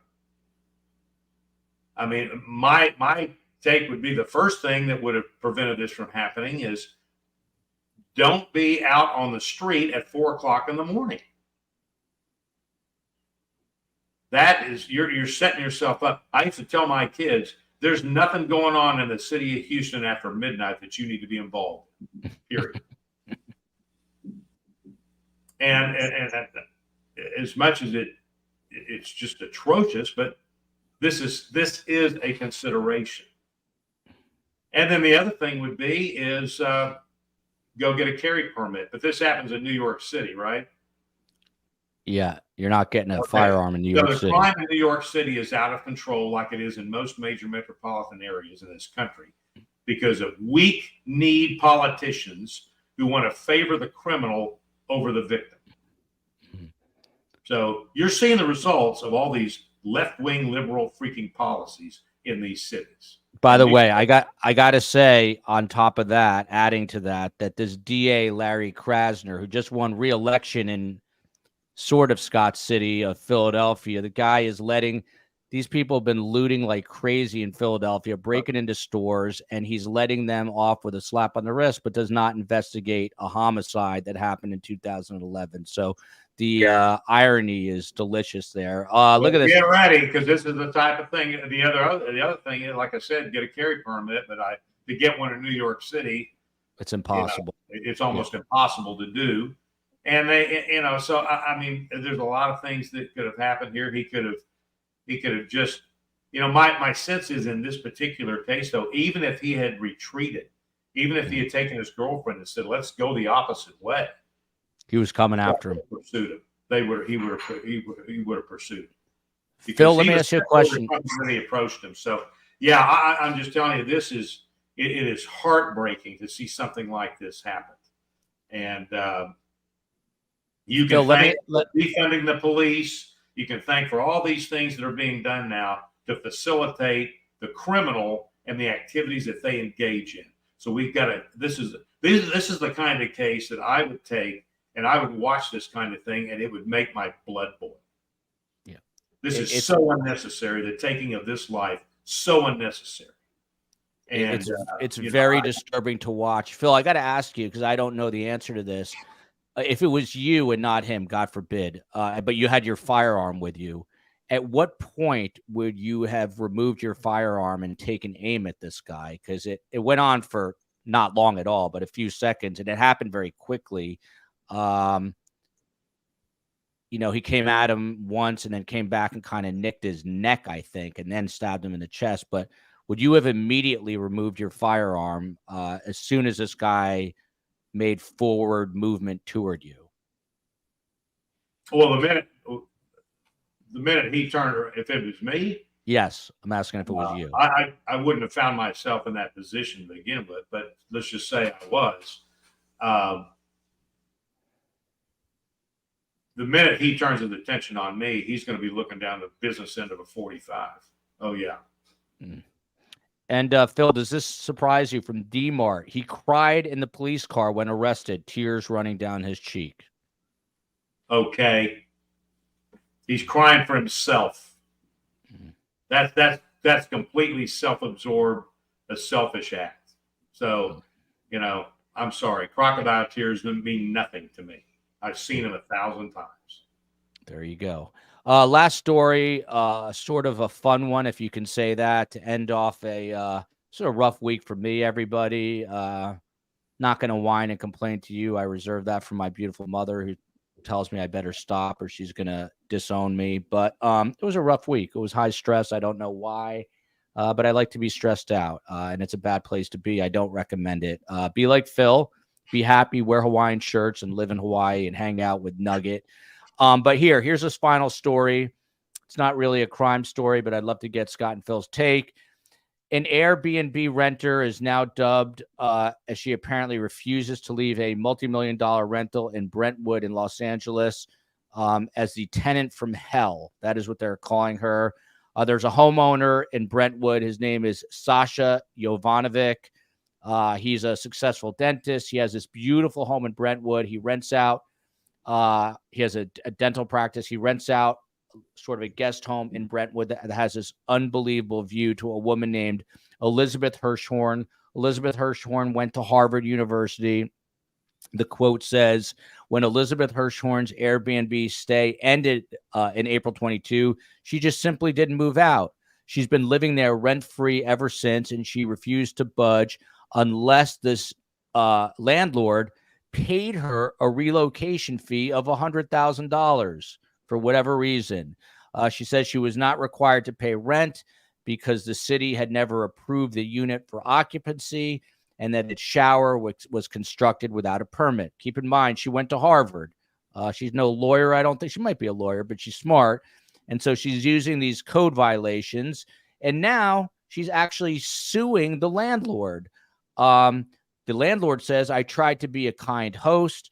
I had no idea she would become a tenant from hell. Because she stayed in the unit for 6 months, she recently qualified for, Phil's going to love this, for LA's recently adopted Just Cause Ordinance, which requires a landlord to have a legal reason to evict her. And if there's no legal reason, the landlord is required to pay for relocation for the tenant. Why anyone would live in LA after reading this story and so many others, I do not know. But Fil Waters, I have to go to you here on this one first.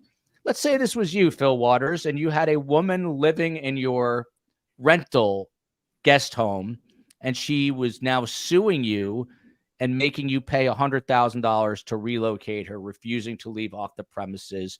Would your blood boil, Fil Waters? And let's say she told you all this while leaning on your yellow Ferrari.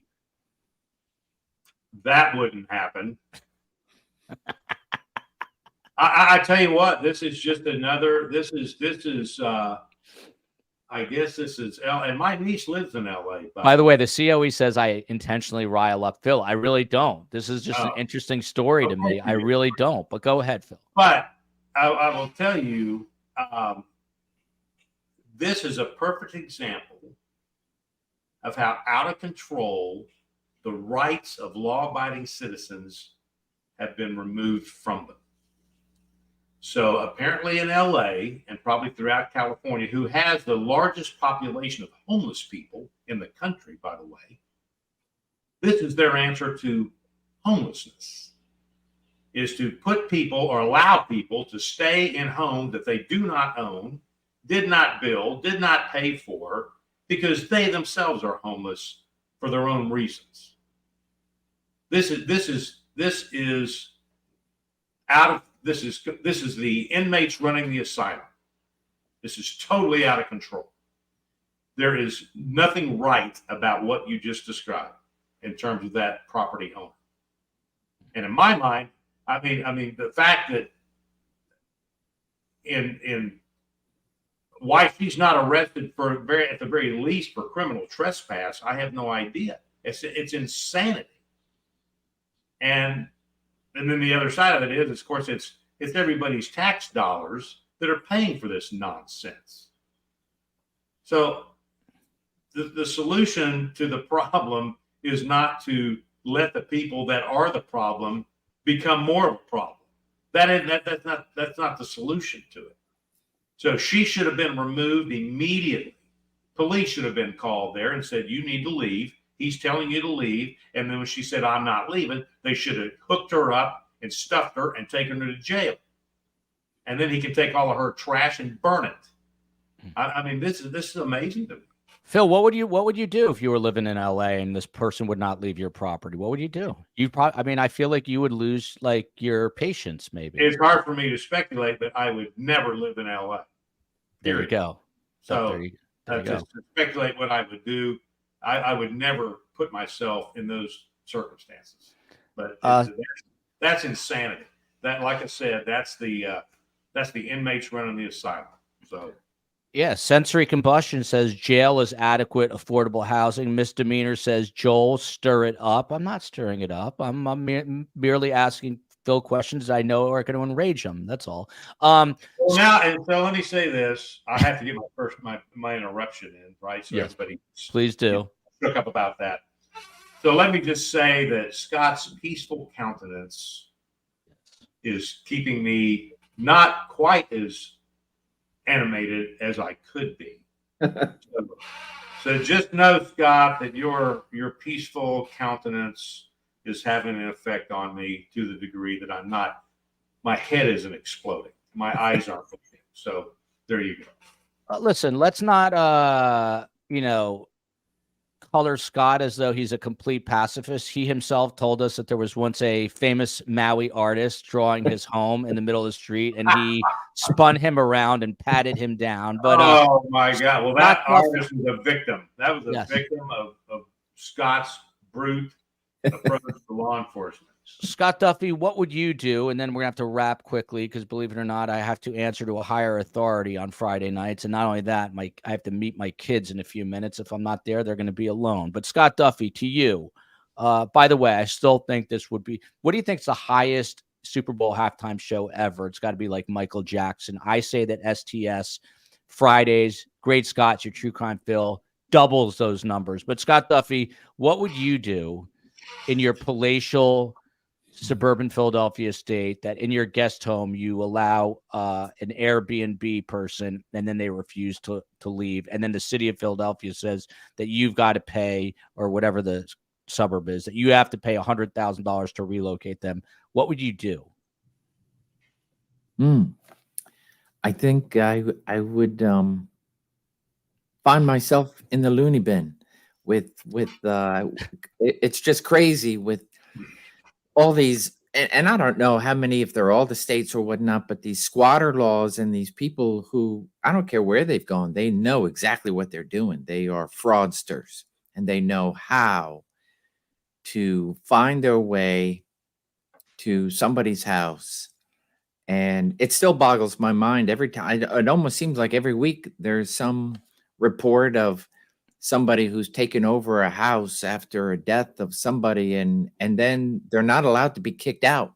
They're not allowed to be charged with what seems to be burglary, and then it turns into this long court battle of an innocent, hardworking individual who decided to purchase some real estate in hopes of renting out, having some rental income, and being able to satisfy the people being able to have housing, and they're cheated. And the courts mock them. The courts, it seems like so many courts just dismiss it, and I just don't know what is happening.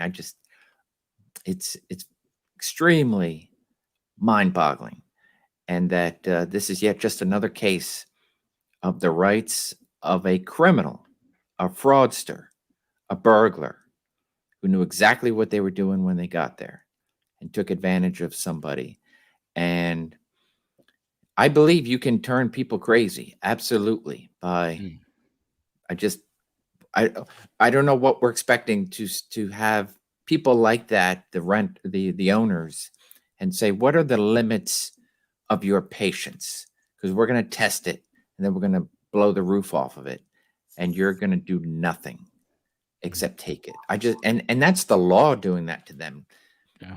Well, the great Fil Waters has always said, given the right circumstances under the right time, the most benign person could commit the most evil act. And maybe that would be Scott and Phil if their tenant refused to move out. You just never know. Have faith, 365. Cut the utilities and tell the tenant they need to put utilities in their own name, which they probably wouldn't be able to do because they don't own it, but maybe they can. Look at this. Scott is a Zen master, misdemeanor OG. Scott is the best drug. What a way to put it. If it was me, I would take her.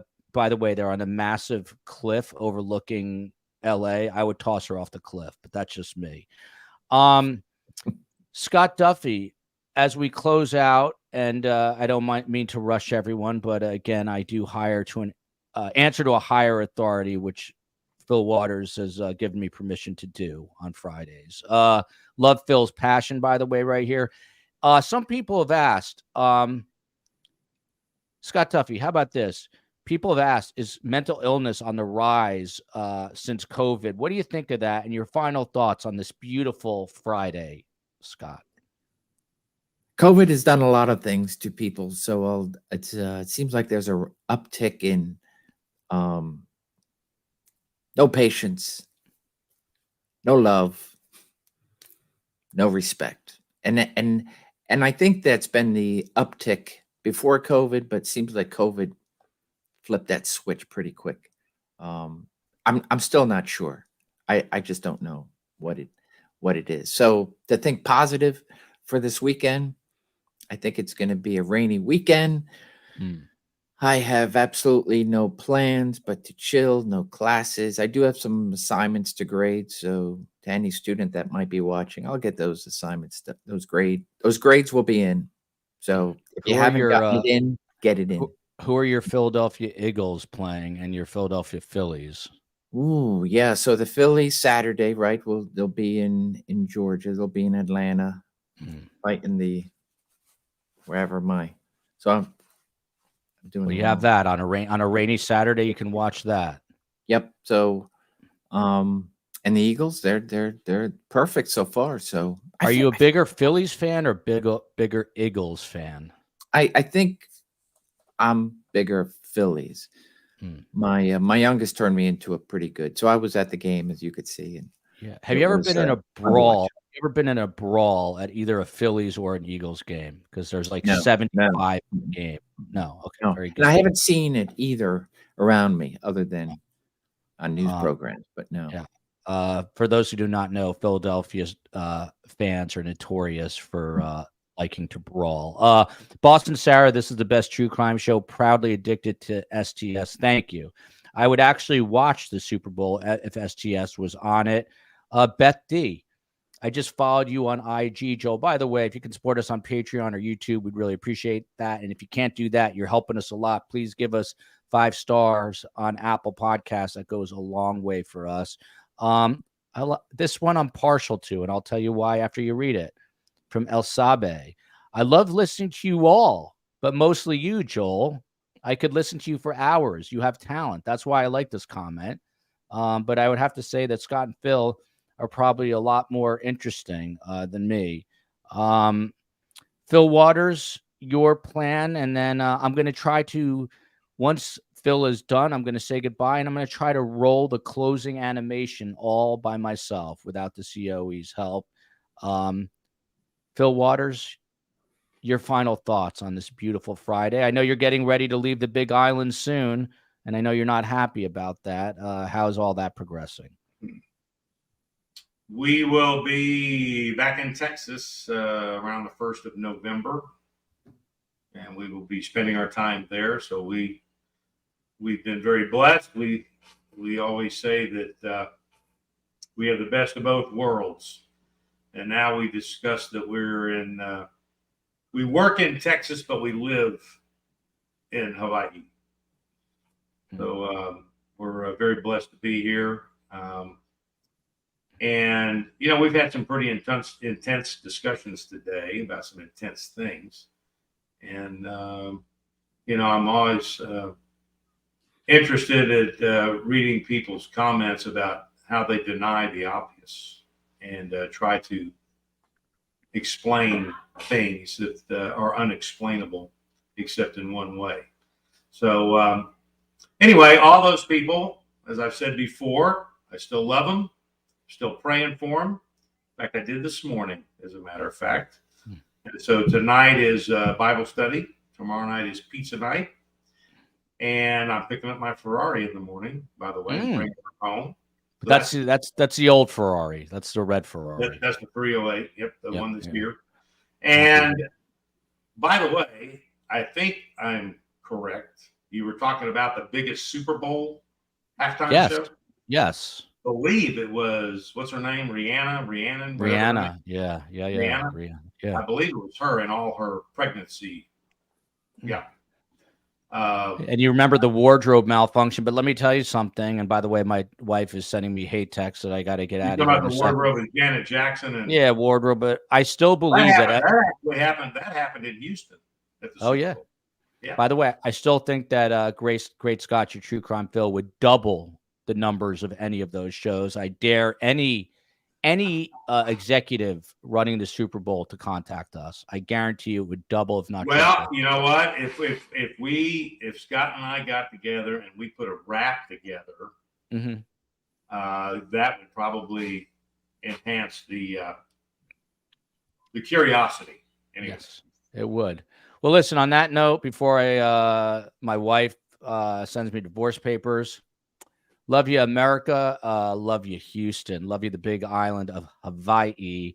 Love you, Delaware, Philadelphia, Pennsylvania, the Republic of Ireland, the UK, Buenos Aires, and Tasmania. Until next time. By the way, Monday, is Dan Markel's birthday. We're going to be remembering him this coming Friday. And then Tuesday, we're back on Dan Markel as this trial gets very close. We're going to look. They're trying to what is the word I'm looking for? Put the parents of Charlie Adelson in contempt of court because they're now refusing to testify. So we will be covering that. Until then, let me try to do this. Love you all. Here we go.